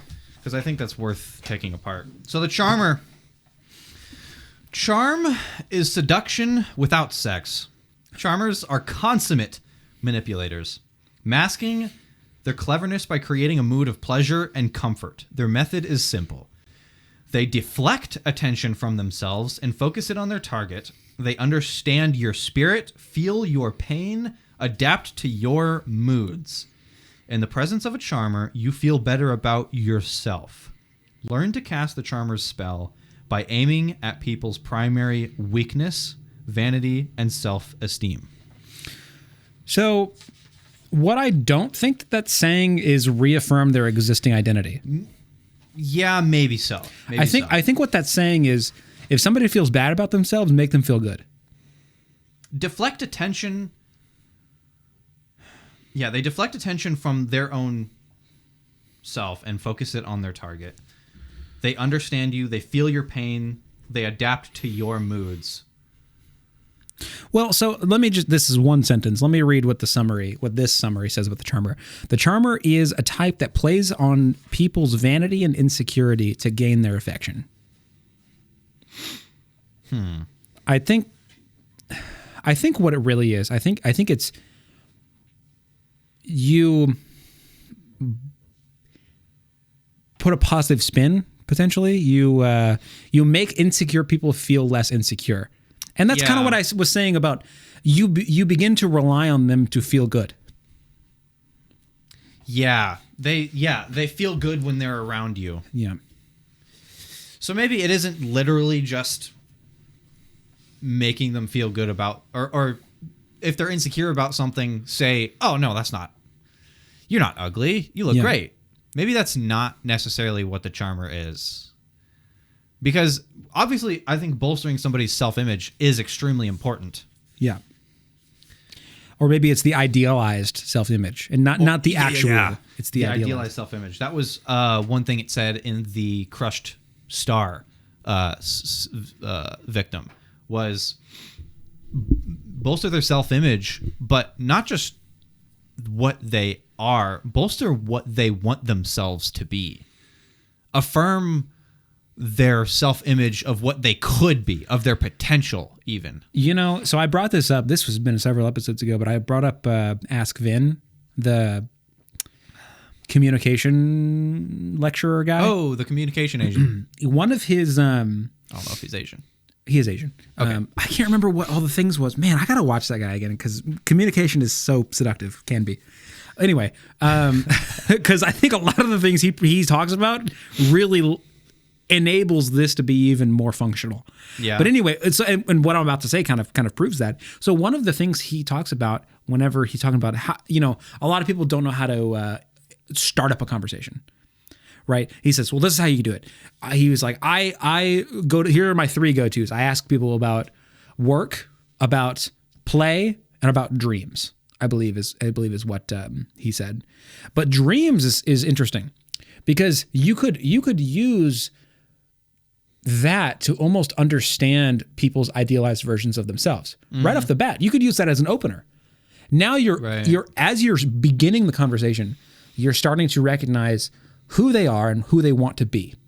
And then you can immediately start to employ that. You understand who they want to be. Well, I don't know how you transition off of this, but, try to establish where they are now. Well, you can say, oh, well, I've dabbled a little bit. Oh, that's great. It sounds like you gained a lot of great experience in a lot of ways. You're already starting to set the groundwork of, I'm trying to think of another example. Making them feel good about the things that they're doing. Feel good about themselves. Well, let's go back to the reader example of the bookworm.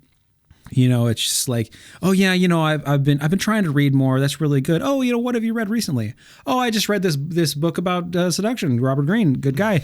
And just like, wow, that sounds like a really difficult book to get through. You must be like really, really good at that. You're really dedicated to that. That's really great. You're so smart. Yes, smart. Yeah, maybe not quite that direct, but yeah, absolutely. Yeah, I think you're being a charmer right now. Yeah. Yeah. So now that we, I think, have a little bit better idea of the archetyped charmer, I do think I would feel good around a charmer, but I still don't think it would be seductive to me. I still don't think it would be. Maybe it depends. It depends for me. I think it depends on if I know that they're lying to me or something. Yeah.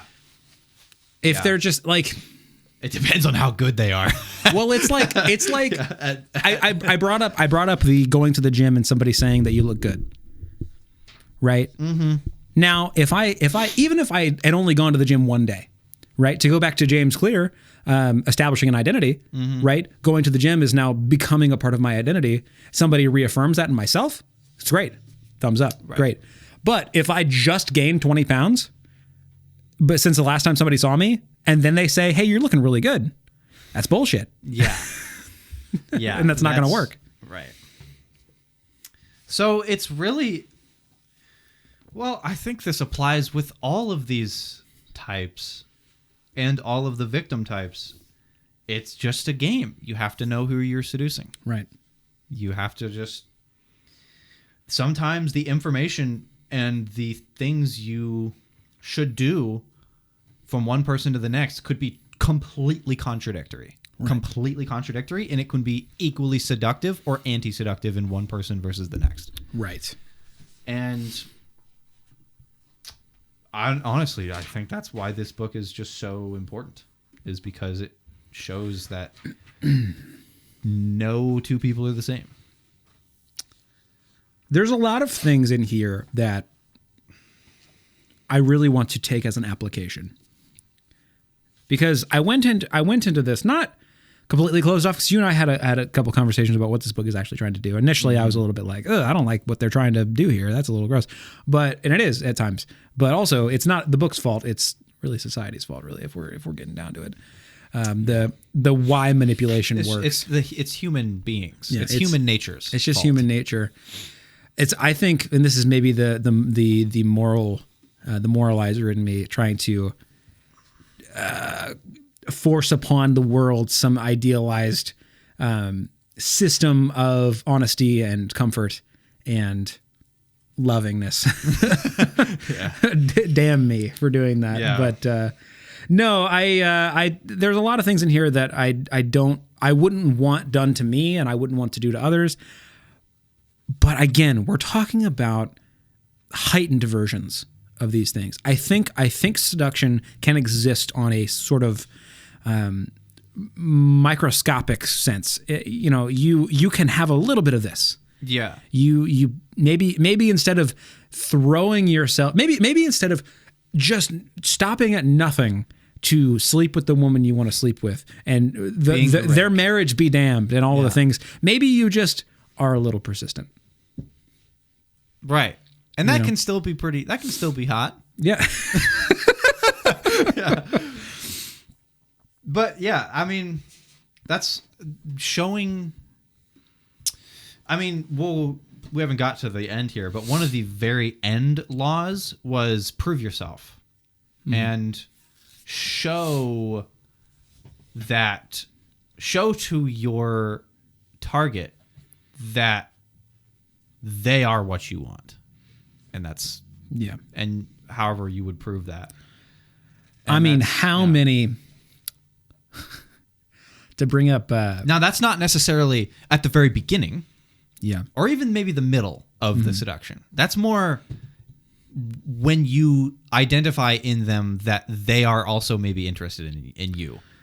Well, so there are stages to some of these things too that are good ideas near the end, but bad ideas in the beginning. Not that a dating app is a really good way to gauge seduction, because it's kind of just a cut through. It kind of cuts through a lot of some of this stuff that actually lays a pretty important framework. Yeah. And it gets right into we're both interested kind of, but also not really. And it's really unsettling in a lot of ways. The reason is this book really shows you how unimportant just pure attractiveness visually can be. Yeah. It's quite unimportant. One thing this here proves that point you're just making there. One thing that I've noticed getting back on dating apps after about 3 or 4 years is that somebody who I might find plenty attractive and out and about, I'm more critical of in this dating app form. And I think it's because I'm missing a lot of the initial cues. Yeah. And just to finish the point I was going on with the attractiveness thing is the dating app's first thing is attractiveness. Yeah. Visually.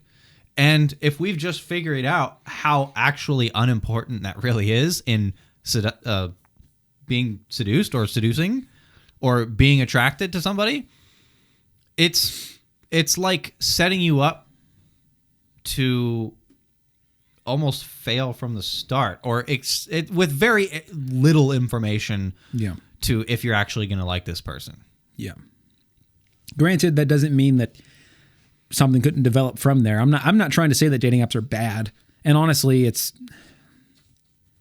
not. I you know, a lot of people like to say dating apps are the only way you can meet people. That's not true. That's not true. It's definitely the most accessible way to meet people, I would say, as opposed to. Well, I guess it depends on your life circumstances. A lot of people meet people in the workplace. Mm-hmm. It's pretty common. I don't work with, the only woman I work with is in her 50s, and I'm just going to pass on that if I'm being honest. And I don't go to church or anything. That's another way people meet people a lot. Well, I mean, with dating apps, you completely skip the create a sense of security and approach indirectly.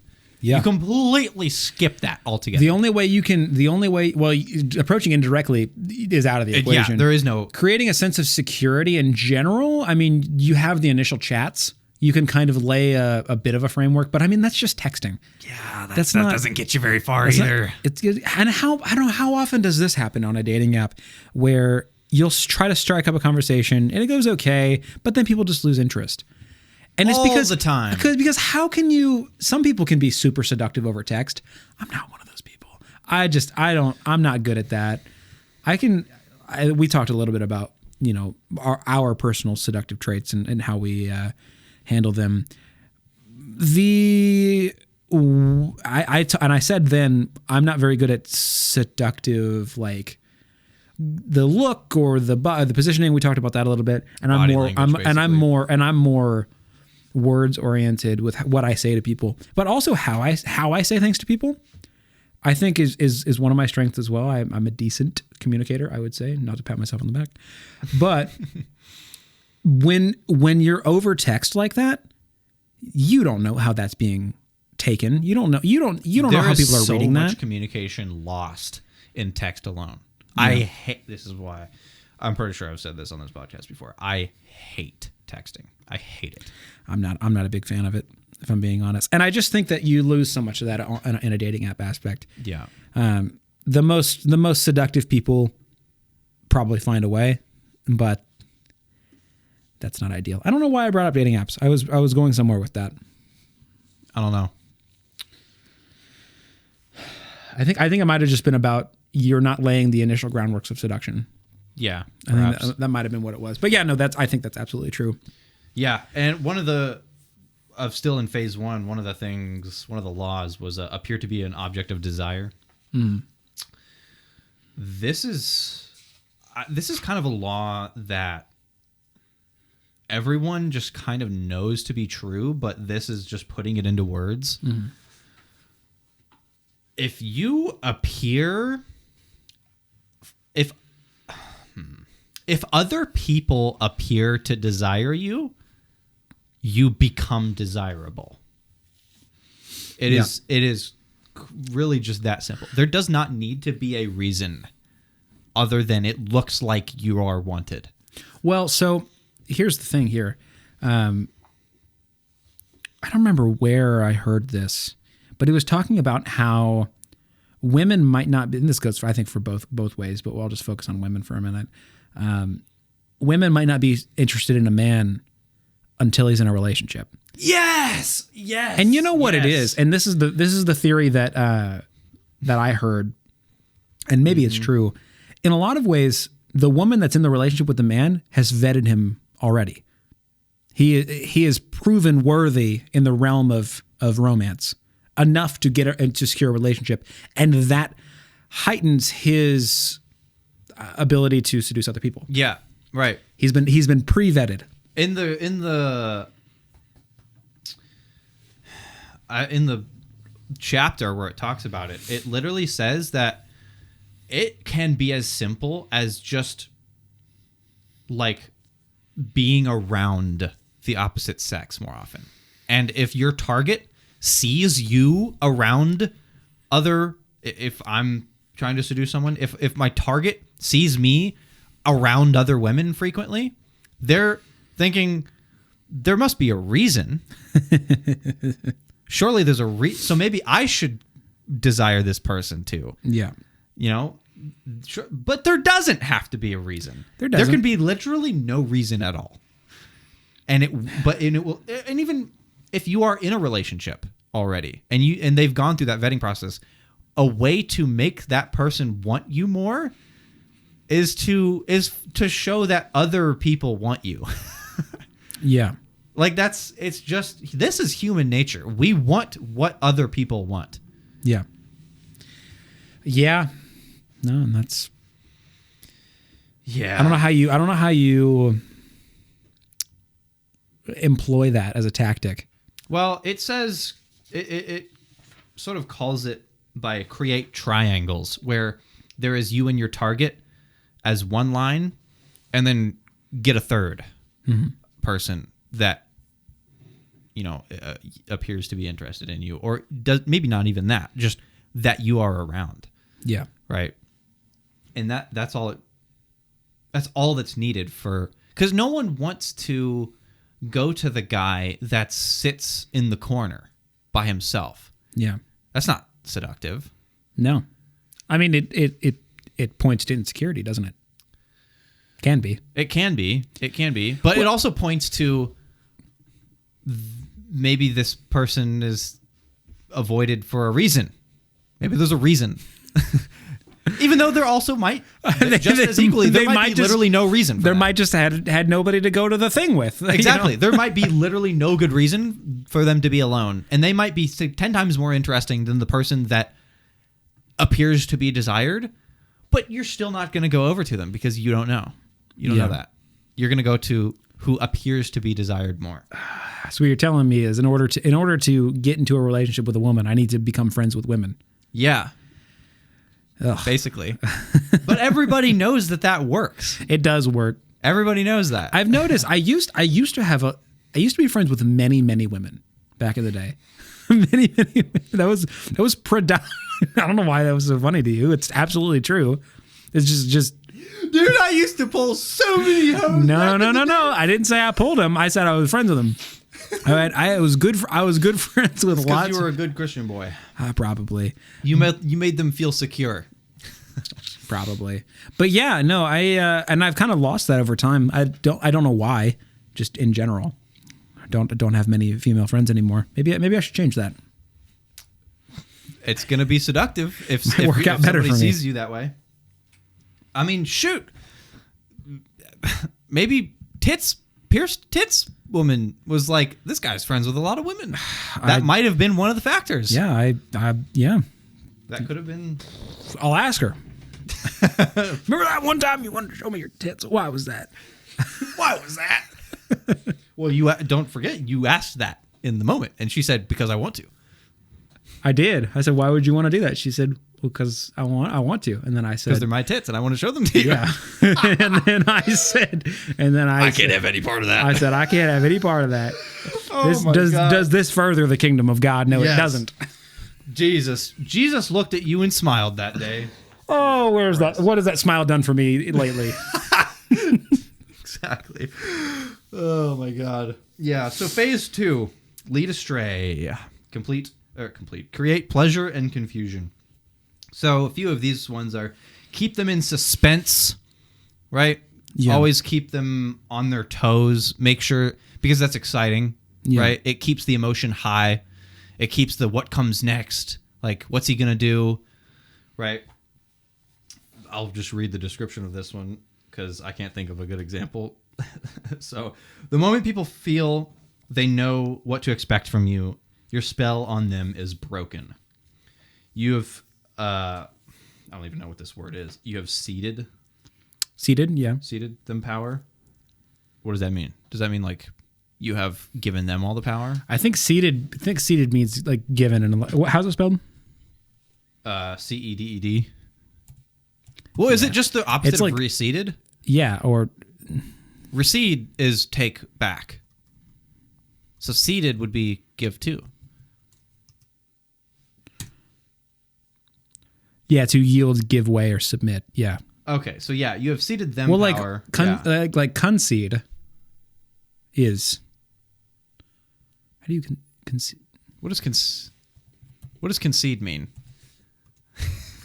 To concede. I feel like we do this every episode where we go on some semantic rabbit Yeah. hole. So okay. Yes. This makes sense then. So another way to a way to define concede is to acknowledge or admit something. So Okay. concede is to cede, like a verbal give way. Ah, yes. So if you make a good point, I'll say I'll concede that point to you. Yeah, because you're giving way I'm verbally. giving way. Yeah, okay. So you have ceded them power. The only way to lead the seduced along and keep the upper hand is to create suspense, a calculated surprise. Do something they do not expect from you. Do something that they do not expect from you will give them a delightful sense of spontaneity.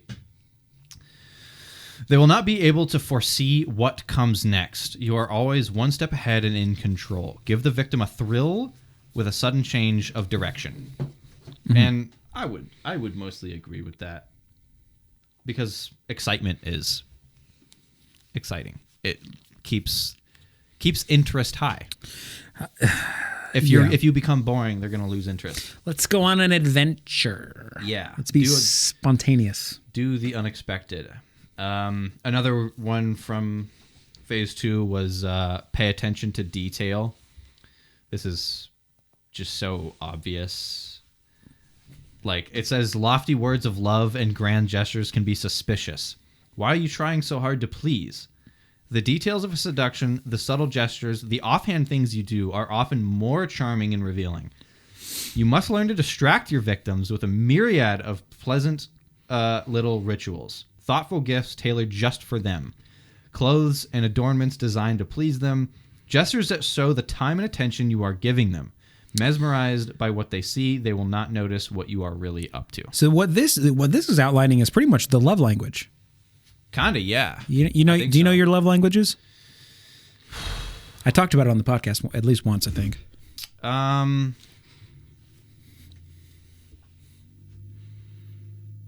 really, to be honest. So, do I even remember them? So there's.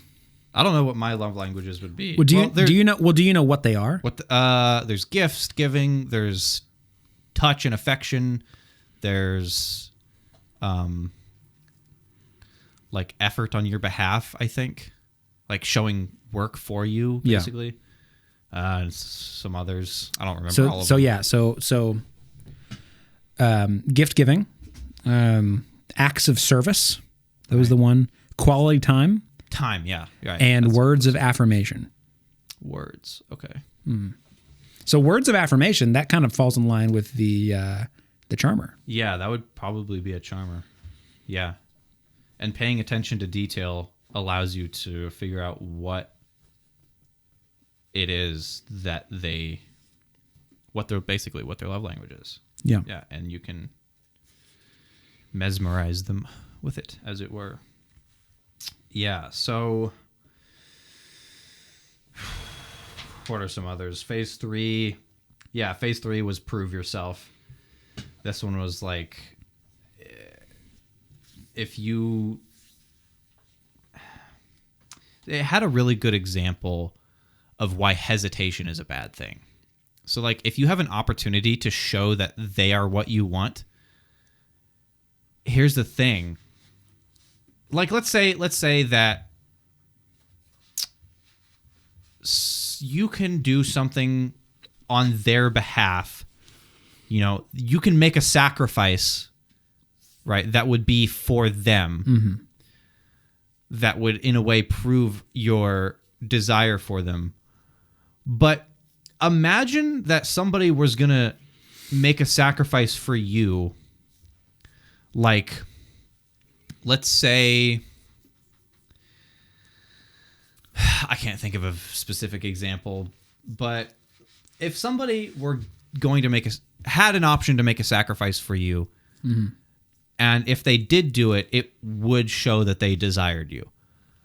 Now, imagine that they deliberate on this and think if they should do it, and then they do it. And now imagine it again, but there is zero hesitation, and they just do it immediately without thinking. Okay. Which one is more seductive? Shoot. And when you say deliberate, we're talking specifically, is it just hesitation whether or not they want to do it or should do it? But yeah. Whether or not they want to. Either.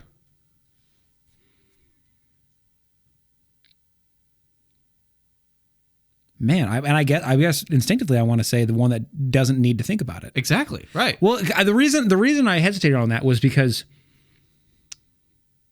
I do maybe see a little bit of value in somebody that has to stop and think about it, but still chooses you anyway. Maybe doesn't want to do something, but just knows that it's the right thing to do because they care about you.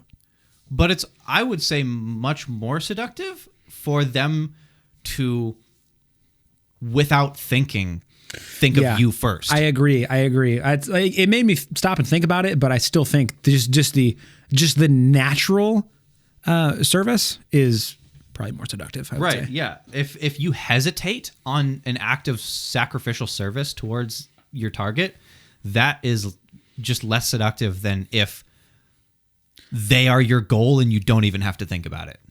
It'd be like, I don't know. It'd be like if the person you want to seduce needed a ride somewhere and they messaged you and they said, "Hey, can you do that?" And you were like, I kind of got this thing going on. How far do you have to go? Do you want to do you have to get picked up to? Yeah, exactly. Yeah. Now, instead of, if they said, "Hey, can I get a," if they just said, "Hey, can I get a ride?" Immediately you just said, "Yes." Where are we going?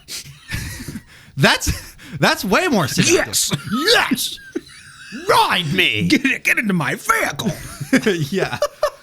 That just is more seductive.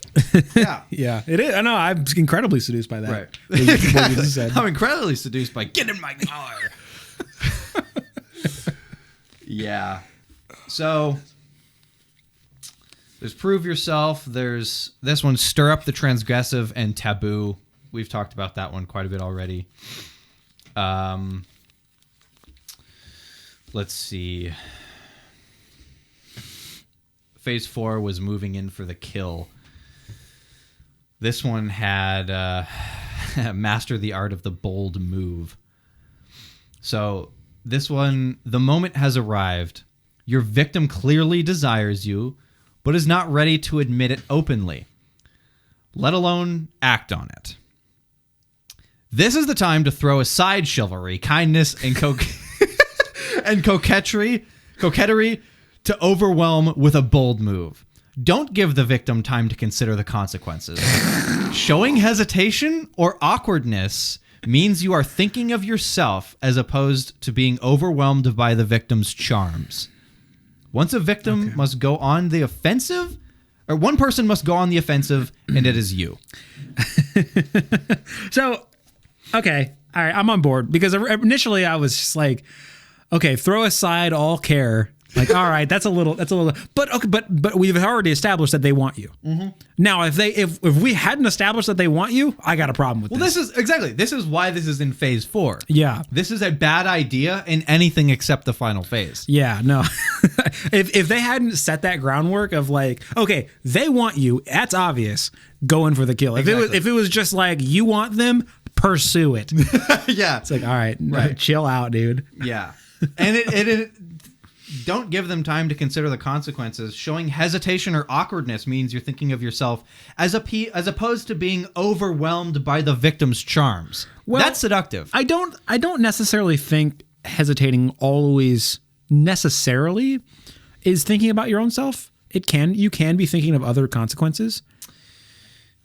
Yeah, but again, we've established that they want you. Mm-hmm. So what? I mean, unless you're concerned because they're married or something, and you're thinking about their marriage, which I think is fine.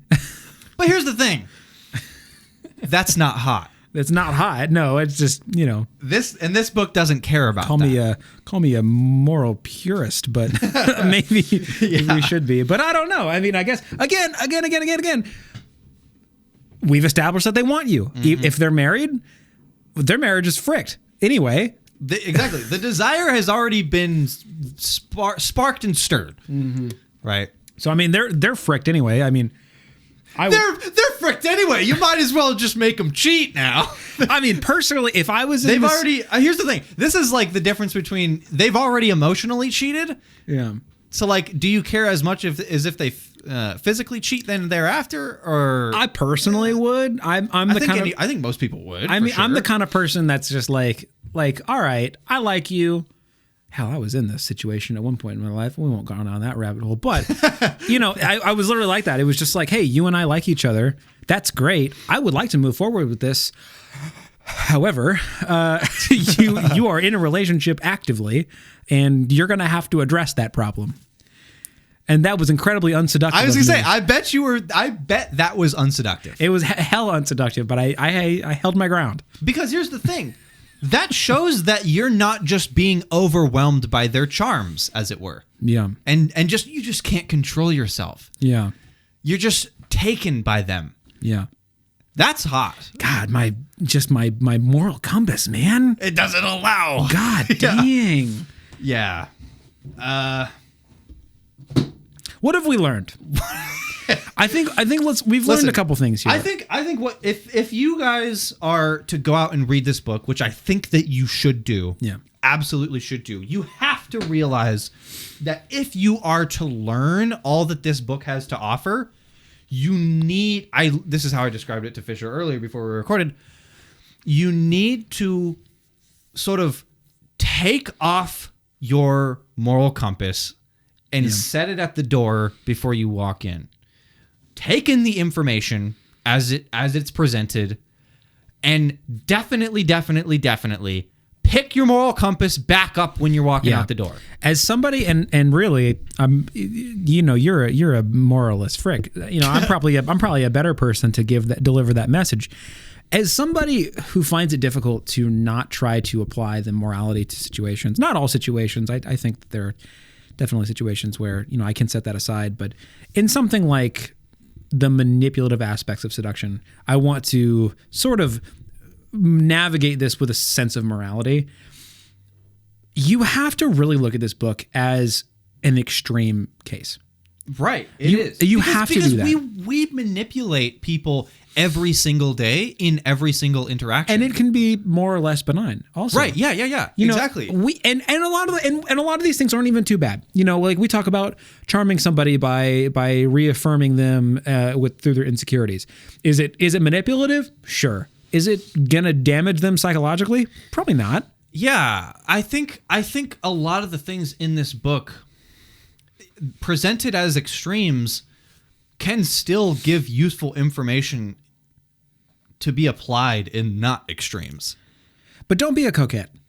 Don't be a coquette. Don't be a coquette. Don't be a coquette because I don't like you. Don't be this hot and cold nonsense. Don't get someone to desire you and then just rip yourself away from them, making them chase you out of emotional need. Right? I mean, I guess maybe you'd be a coquette if you somehow find a man that wants that, kind of likes the that's true. Emotional turbulence. Might want that. Some people like drama. Yeah. Some people like drama. But if you and I cross paths, I don't like that. Yeah. Come. I don't know if I even sent this to you. I saw or was I with you? I saw a Tinder bio and it said come correct or don't come at all, is what it said. Yeah, right. Come correct or don't come at all. Right. Yeah, Tinder's a bad way to be seduced. It really is. It really is. It's also a bad way to find love, I think. It's just bad, I think. If it's your only way to meet people, you can do worse.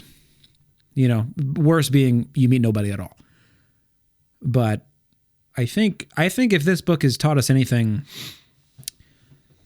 the theater of seduction is an important aspect of life.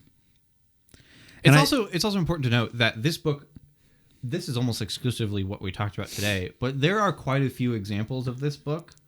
Like in Appendix B, after all this stuff, it talks about sales. Yeah. We didn't even talk about the other applications of seduction. There are seductions on a mass scale and non-sexual seductions. right? I said that at the opening of the episode, and then we proceeded to not talk about it at all. There are seductions of politics. Like, seduction is not an inherently sexual word, right? Seduction is persuasion. Yeah. And to mean persuasion can be all types of things, not just sexual persuasion. I think if we've learned anything, you need to know who you are and what your strengths are. They talked a lot about that when they were going through the archetypes. Mm-hmm. You need to know, not necessarily, like, I could never be a rake. Me neither. My libido, I don't really have that much of a sex drive. I just don't. I have a relatively high libido, but I have I could never disregard just anything in my path to pursue what I want to pursue. That's just you don't see obstacles as challenges to overcome. No. No, that's not me. But point being, know who you are, and maybe something in this book, or maybe something we've said when we're talking about this book, resonates with you. That's the thing that you want to sculpt. That's the thing that you want to adapt into your personality potentially. If you are a rake, maybe you need to be a little more persistent. Maybe if you're like me and you like to play on, give people feel good about themselves, maybe you try to do that a little bit more. But be more mindful about it. That's the thing, is be more mindful. And I think we also learned is you need to know who you're seducing. Mm-hmm. I think I would say that is the most important part. And I would say the other most important part is rid yourself of anti-seductive qualities. That too. Get out of your own head. Yeah. Namely, stop insecurity. About yourself. Yeah. Stop. Insecurity is hugely. Well, let us not tell people that they need to rid themselves of insecurity. That's not realistic in a lot of ways. I don't think most people can just not really possible. Rid themselves of insecurities. But what you can do is you can work on yourself, and you can try to be a little more confident. You can also get really good at hiding it in a lot of ways. You can mask it. That's maybe a better word. You can mask your insecurities and only reveal them when it's appropriate, I guess. If you're a walking insecure person all the time, if you just ooze insecurity, mm-hmm. not let alone are you not seductive, you're not enjoyable to be around. Yeah. Well, I mean, this is the, I don't know, what was it called? The blunderer. Yeah. The freaking no, it wasn't the blunderer. It was the freaking, I don't remember the name of the person, but it was the person that is just so self-conscious about yourself. They make you feel self-conscious just by being around them. Yeah. Like they exude awkwardness. Yeah. And that's one of the things, like, I'm first person to admit that I have insecurities also. And that's one of the things that, I definitely want to work on is how to present better. Mm-hmm. You yourself are a product, right? And you have to, an object, if you will. And you need to know how to present yourself. And that extends from love and relationships to work and politics and all these things. Mm-hmm. I mean, who's going to get picked for the promotion? Is it the shy in the corner, just can't put themselves forward because they're too afraid, mm-hmm. or is it going to be the person that's a little bit of not a go-getter in the work sense, but just forward? The charismatic, exactly. Yeah, being the charismatic is, there can be a awkward and self-conscious genius that doesn't get a job because there is a charismatic, forward, confident dumbass. And that's management for you. And that's right. If you want to know how, hey, maybe we'll do something like this again in the future. If you want to know why management sucks and why people in positions of power suck, read the 48 Laws of Power. And it is almost the exact same as this book, except with power instead of persuasion. And it opens the door into people's psychology. It tells you why people always say, how did this freaking guy get into this position? that book will tell you. Yeah. And it sucks. It really sucks. You know, and you'll see this a lot. I've seen this with a lot of bosses that I think are intellectually stunted, we'll say, to be kind. A lot of them are very charming people. Mm-hmm. It's just these are the people that people in a hiring aspect want to put into power.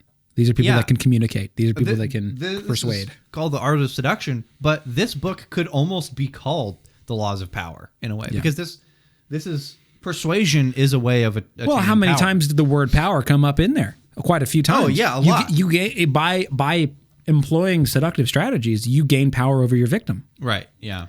Absolutely. Whoever that may be. Right. Yeah. So go read this book. Go buy all of Robert Greene's books because they're incredible. And go out there and go seduce. Go get the... This podcast has enough information. You got it. Yeah. We just told you everything you need to know.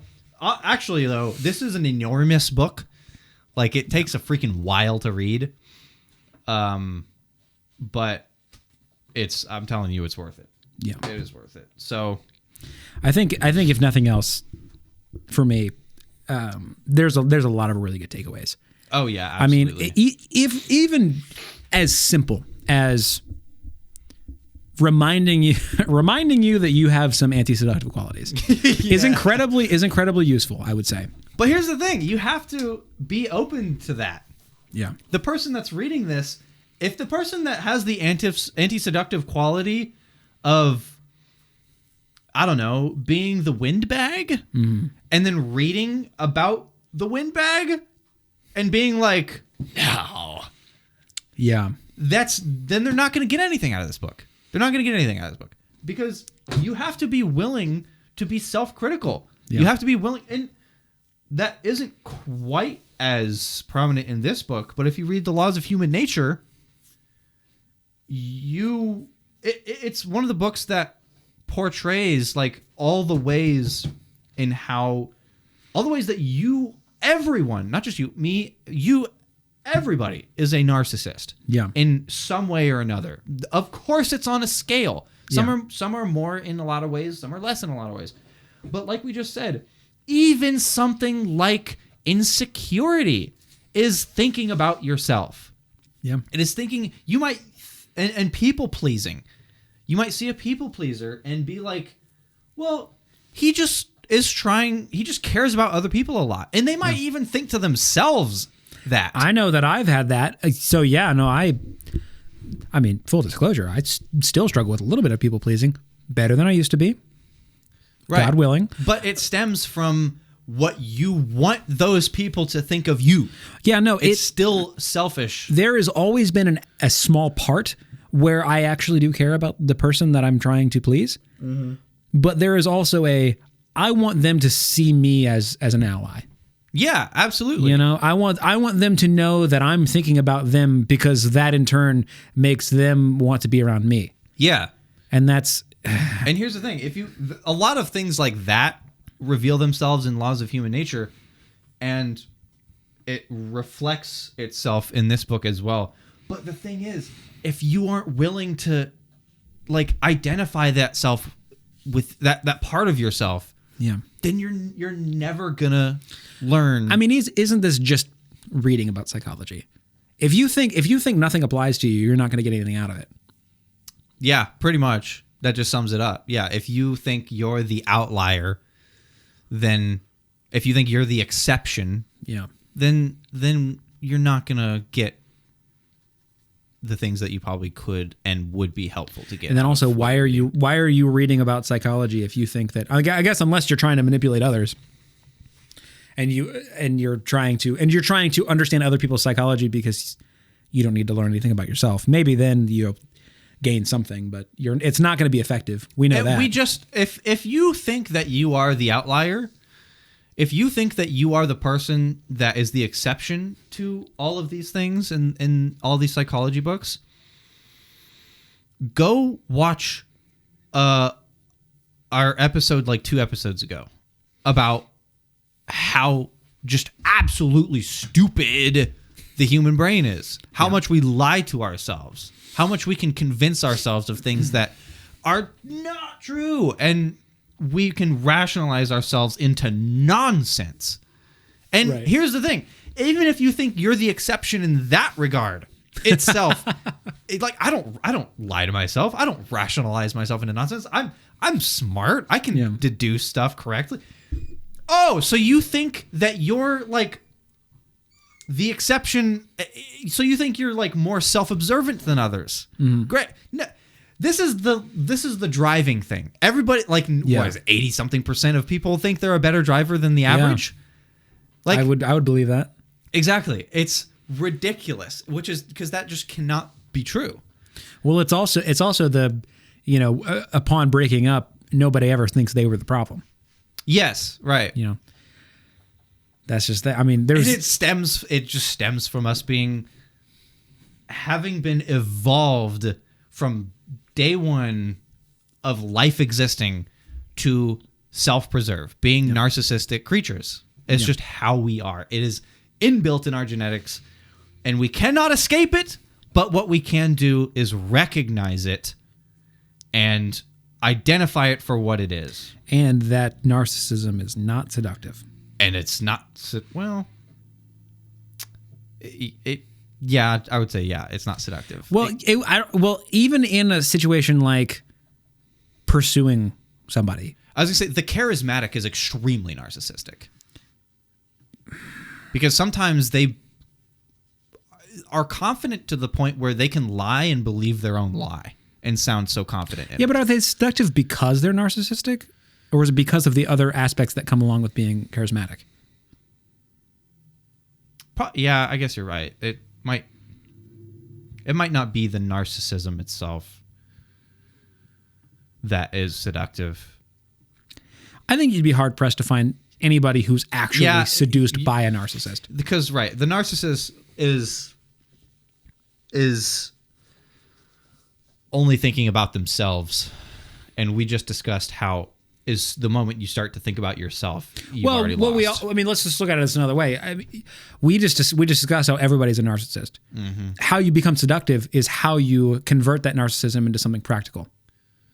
Right, you're right. Exactly, you're right. It is how we convert that narcissism into seductive qualities. And by very extension, the narcissism itself cannot be seductive. Right. But it's how the book teaches over and over and over and over again is stop focusing on yourself, focus on the other person, appeal to their narcissism. Yeah.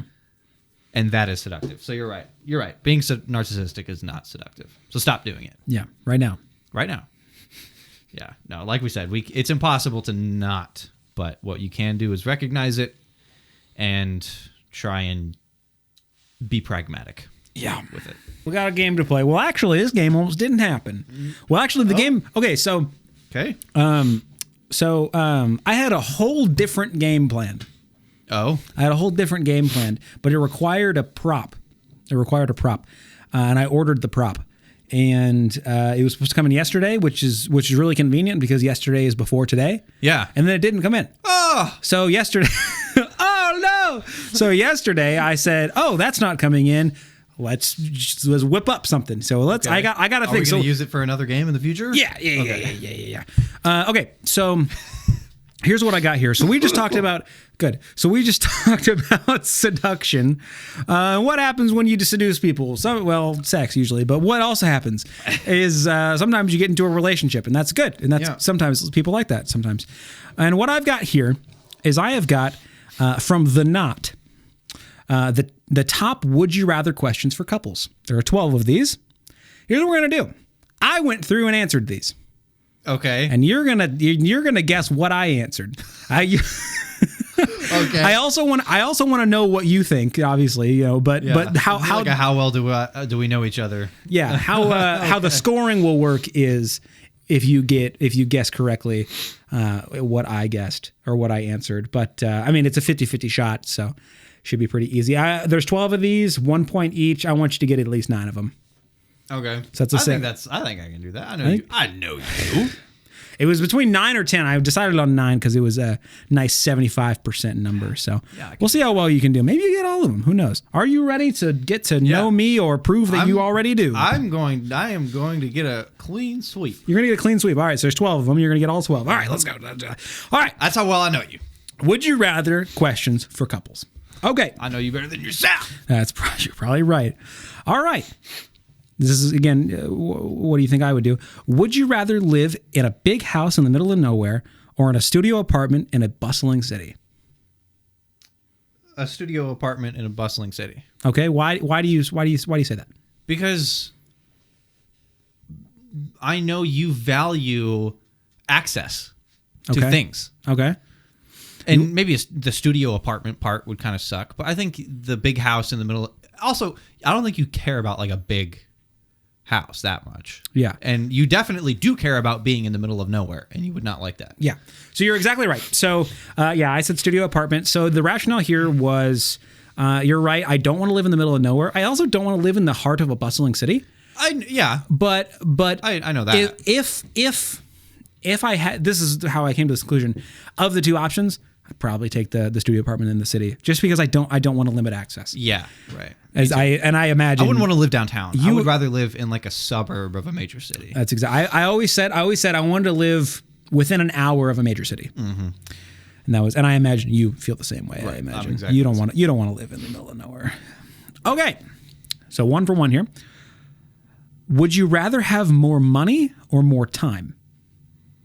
More money or more time? Yeah, that's all, and that's all the context you get, because that's all the context I got. More money or more time? So, well, I'm going to need some prerequisites here on how you answered the question, because I don't think you get that. Well, let me ask the question, and I'll tell you if that's fine. If you could have been thinking, well, if I get more money, I won't need to work, so that equals more time. Mm-hmm. Or you could just say, if I have more time, I can use that time to get more money. But the first one is the obvious answer, because if you get money, you just immediately get time. Okay. But I don't know if that's allowed, because if I say if you get more money, you get both, which is that allowed? It's whatever you answer. I don't think I can give you too much of hints here. Especially on account of, because you told me you know me so well.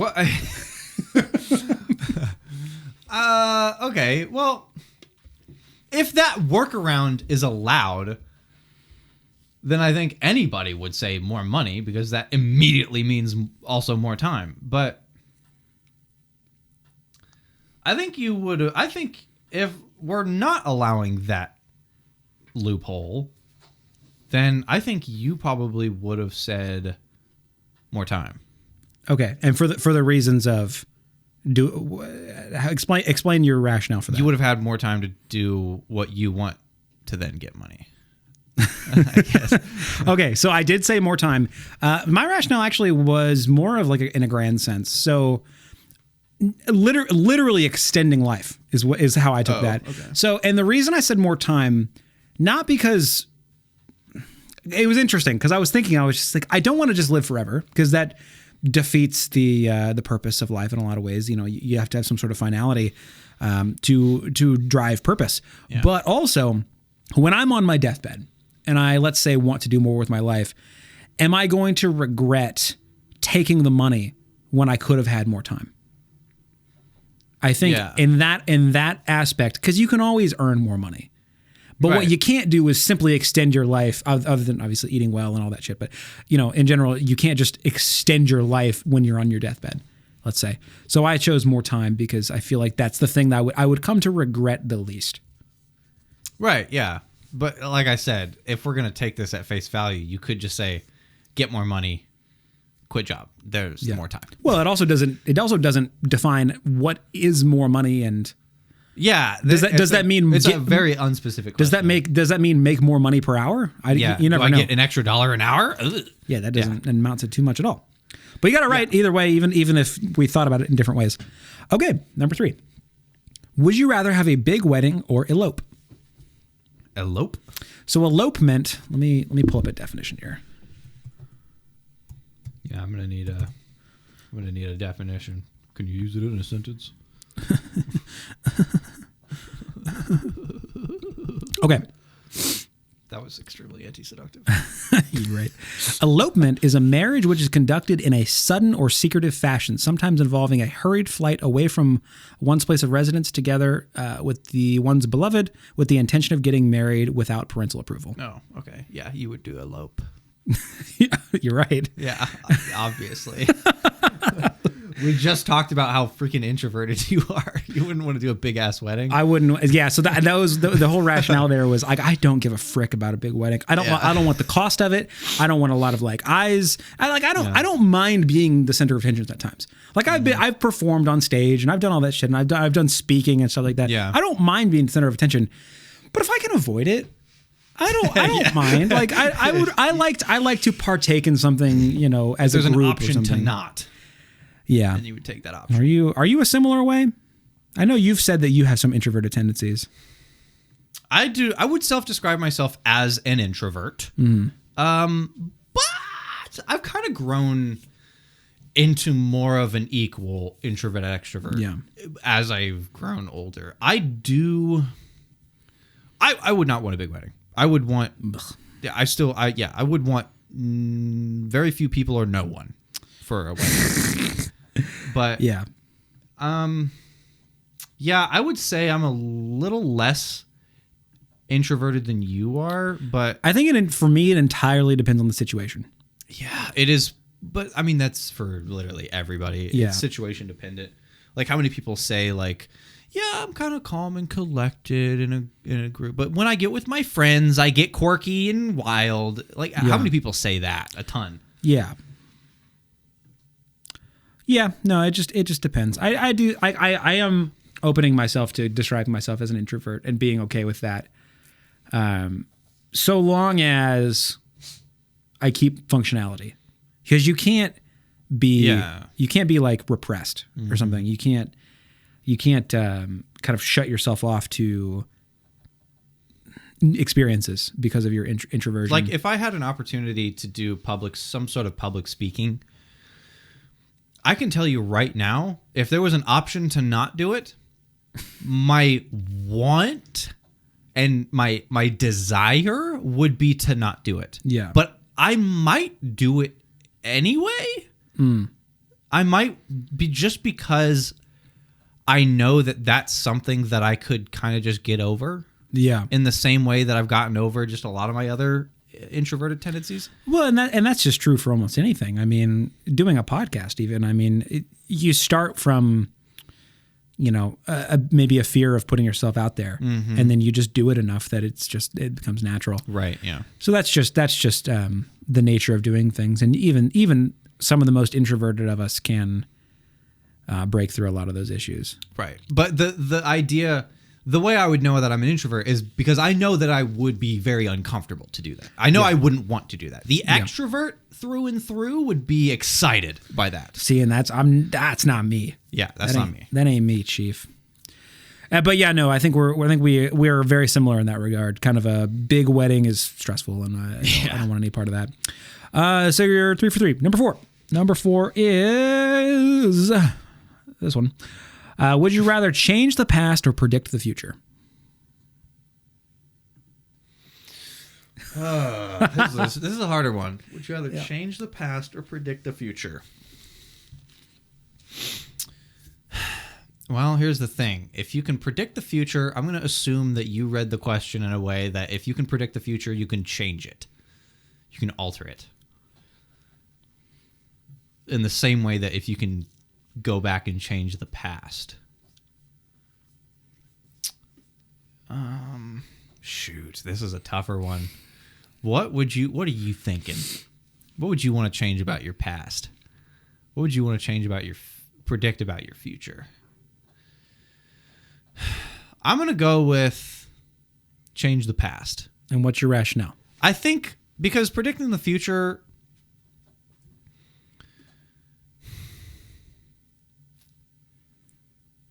I guess changing the past seems like a much more useful thing.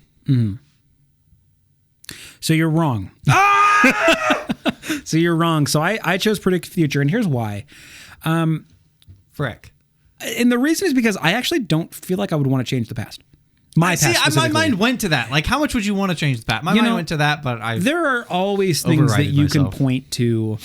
I wish I didn't experience that, or maybe I wish I made better choices here. But ultimately, this is the cliche, hallmark answer. But your past is what makes you. Yeah. In a lot of ways. And am I 100%? We just talked about insecurities for like freaking 2 hours.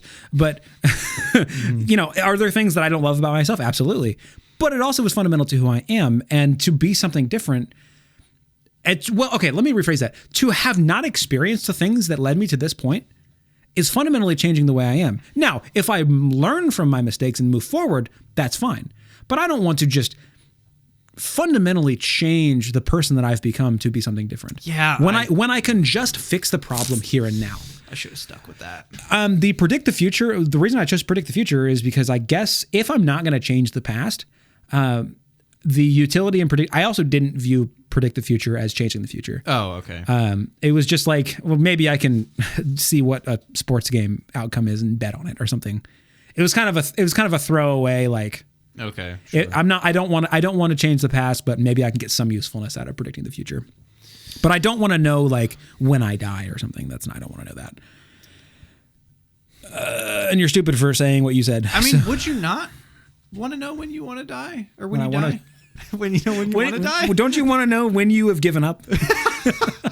Would you not want to know when you die? I mean, in like what a fire that would set under your ass.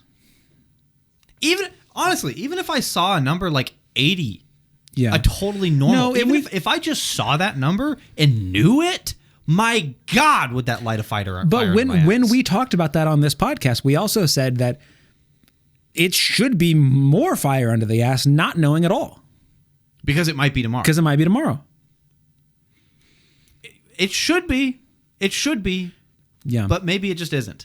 Yeah. So, I mean, I don't know. Maybe I would want to know, but I also don't want to see a number like next week, which I guess granted it doesn't matter either way, but it's. That's a question.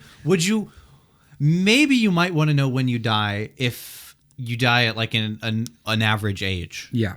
But would you want to know if it's in like a day? Yeah. That's granted, it gives you the opportunity to get your affairs in order, I suppose. Right. Settle your debts, I suppose, or frick your debts, I guess. Frick. Yeah. Who cares at that point? Who knows? Yeah. Who knows? You're about to. That's I don't know if I would want to know. Yeah. I think I might want to know if it's old. Yeah. I think I might, but. Well, to ask you the question though, would you want to change the past or predict the future at all? I would think. I would say I would want to predict the future. I was because the natural question after change the past is what the frick are you changing? Like, and I read this as change your past. Mm-hmm. I'm not reading as like, oh, you can stop the Holocaust. Like I don't think that that's what we're talking about. Well, if you can change your past. Okay, well, yeah. As I say, if there was like a disaster. Yeah. In your lifetime that you could stop it, even if it wasn't directly related to you. I guess maybe. Yeah, maybe. Well, still, I don't know. I guess if I could stop 9/11, that happened within my lifetime. Like if I had. Well, here's the thing: if you can change the past, are you of the intellectual prowess if you go back into a body of your infancy? I mean, we're talking about magic, so yeah, maybe. Who knows? Well, you got that wrong, even though you're stupid. That's stupid. Here's the next question here. We're on number 5 you of 12. Stupidly. It's not my fault. You're an idiot, I suppose. Would you rather outlive your partner or have your partner outlive you? Would you rather outlive your partner or have your partner outlive you? Shoot! This is another tough one. Yeah. So if you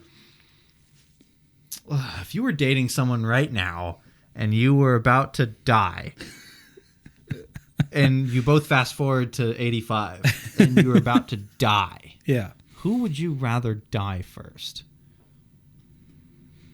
Because I think you would rather outlive your partner. And why is that? Because I think that you would go to... You don't want them to think about you dying. You don't want them to have to deal with you dying. Yeah. No, that's exactly right. That was exactly my rationale. Yeah. It's not so much like, because a lot of people would be like, well, I want to go first so I don't have to experience that or something like that. I don't want them to have to experience that. Right. I know that I'll be all right. Mm-hmm. I'll be all right.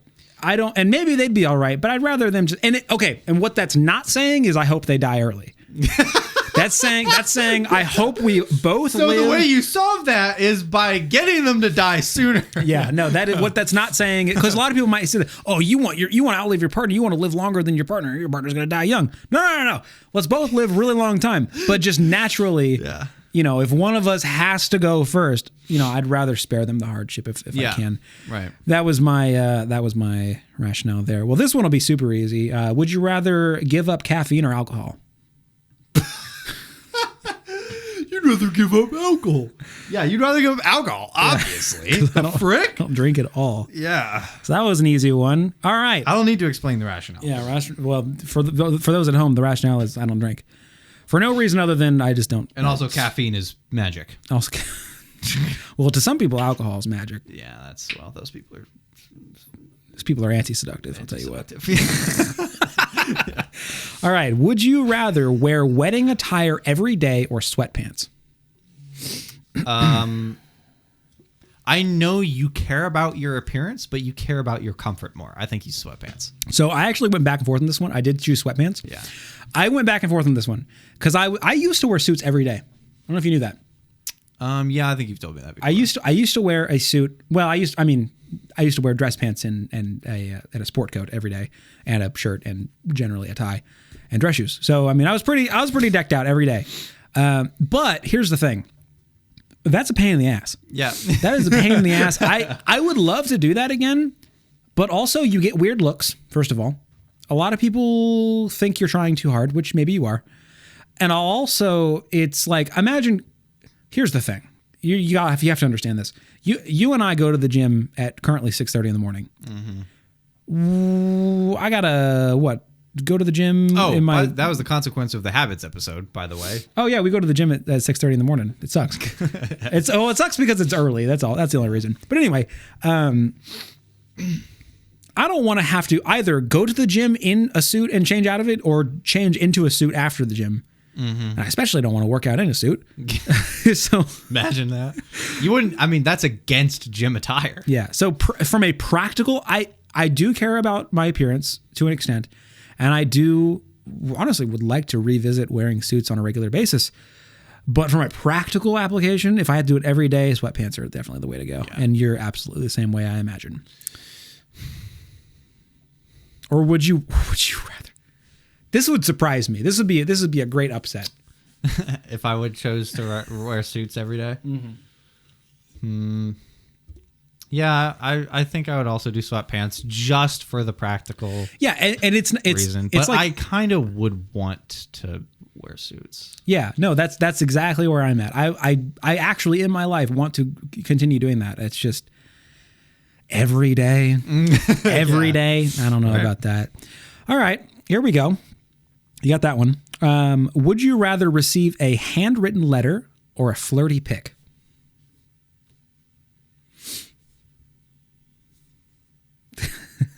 The amount of thought. A handwritten letter or a flirty pic. Mm-hmm. I know you would rather receive a handwritten letter because that just shows so much more effort than a flirty pic does. Is that your answer? Yeah. Yeah. Me though, I don't know. I might. Well, so not only effort, but also emotional intelligence. Yeah. There's a lot of maturity there. I almost think not that it has to be handwritten and it has to be delivered by the postal service. I'll take both. That is exactly the thought that I had whenever I was answering this. I was like, man, I would like a flirty pic too. But at the same time though, anybody can point their ass to a screen to a mirror and take a pic or something. but can everybody sit down, pen and paper, write out how much they care about you? Right. Yeah. And that's ultimately what I would want a lot. Of somebody that I'm dating, yeah, I'll take the handwritten note. I guess. No, and that's how I answered it. So you got that right. What are we on? Question 9. Would you rather be surprised with flowers or takeout? You. Surprised with flowers or surprised with takeout? Well, takeout. Yeah, I don't give a frick about flowers. Yeah, you don't give a crap about flowers. I don't give a frick about some frickin' flowers. I'll take, and I'm the same way. I'll take flowers and use them as freaking lighter fluid. I don't care about flowers, but I do care about food. Yeah, food is great. You kidding me? Talk about an active service. You just freaking fed me. Yeah, that's what I'm saying. This one you ought to know because you know this about me. Would you rather have morning sex or sex before bed? I ought to know this. that was sarcasm. What? Morning or sex before bed? So I just kind of have to do some deductive reasoning here. Oh, dude, I'm really interested in how you deduce this. Morning sex or sex before bed? I think you... Man! Would you rather... What would you say? I think I would say... I'm largely indifferent. Mm-hmm. I've had extensive amounts of both, and I like it equally. Extensive, I tell you. I make myself an object of desire. I have performed coitus. I've executed trysts in the morning and the night. And sometimes both. And I don't know. I'm relatively indifferent. I think this is why this is tough for me. I don't think you have a really strong preference towards one or the other. Okay. But I think you're... Now I'm just trying to think of situations that I know you've been in and try to think if they were in the morning or in the night. Oh, I don't know how many situations you know of that I've been in. But not many. Not really something we generally jaw jap about. No, we don't. We don't talk about each other's trysts. Till today. Till today. I think night. Nighttime. You think night? Yeah. Well, you would be incorrect. So How? How is this possible? So you were actually right in the fact that I'm pretty indifferent. Yeah. So here's my reasoning here. So in the times that it has occurred in the morning, it being the tryst, so to speak, for whatever reason, it feels more passionate and connected. In the morning? But I mean, what I mean, agree. and what I don't mean by that is the evening doesn't feel passionate, just comparatively more in the morning, something more connected. Well, generally speaking, it's because you just woke up next to him. Yeah. And there's a little bit of a connection there too. So there's that also. And then now also, when you do evening into morning, there you go. There you go. Solve all the problems. Yeah, no, and then also you kind of got the exhaustion and just the baggage of the day in the evening. Yeah, I thought about that. Which can kind of weigh down on the situation. In the morning, it's a little bit more... Start the day off on a good note. That was why I answered morning. Yeah. Shoot! You should have known that one. All right. We got 2 more of these. I don't know. How many do you have? You have 1, 2, 3, 4, I've failed 5, 2. 6, 7, 8. You have 8 so far. Okay. So I need 1 more. You need 1 more to get to 9. Okay. Would you rather tell your dirtiest secrets to your boss or your parents? Your boss. Why is that? Because you care too much about the relationship with your parents to do that. You're right. Yeah, no, with my boss, I told my boss I just fucking who laugh it freaking off. cares? I tell shit to my boss all the time, even though not my preferred person to tell things to, but freaking I don't give a shit. Right. All right, so you got 9. I'll see if you can get to 10 here. You haven't cleaned sweeped. You haven't cleaned at all once in your life ever. Never. But what you might do is you might get this one. So, Anti-seductive. would you rather sleep under the stars or at a nice hotel? So basically camp or hotel. Nice hotel. I would say you probably would have answered You probably would have answered a nice hotel. I didn't. You like comfort and stuff. Frick camping, dude. Yeah, you don't care about the stars and bugs. I like the stars. I like the romanticized, like idealist aspect of camping. Practically, nah, I don't know. Yeah, it's a bit yucky. I've been camping with significant others before, and it's cramped and it's uncomfortable. And I mean, the most horrific camping situation imaginable. You and I and your significant other at the time, all 3 experienced. We all slept in basically a flood for 2 nights and got 0 sleep. Yeah, and torrential, not just like rain, but like rain so loud it is extremely distracting because it's so loud. Yeah. And also the ground underneath you is sopping wet. Yeah. And your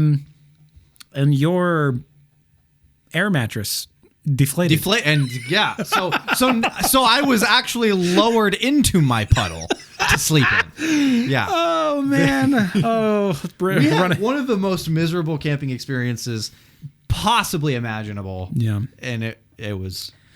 And it would have been nice to have a hotel room. It would have been nice to have a nice hotel. Yeah. And that's it. So I got 9 out of 12. You got 10 out of 12. I got 10 out of 12. Yeah, all right. You got the last one. So I think that was I know you. You got it. You did. The ones that were hard were the ones that you didn't have a very strong opinion on. Yeah, no, that's definitely true. It was the morning and evening sex and predict the future and I guess you had a stronger opinion. I had a stronger opinion on that. Yeah, I guess What was the other one I didn't have a strong opinion on? I don't know.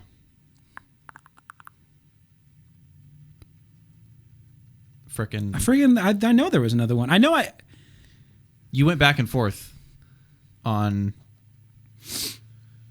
Well, it was one of them. You went back and forth on. Well, it was More Time and More Money. It was a little bit like that. Sweatpants and wedding. Yes, that's the one. That's the one. Yeah, but you got that one. Yeah. Yeah. Okay. Well, I'm gonna try and do this again. Go read Robert's books because they're very good and very informative. And we will talk to you in a couple weeks. See ya.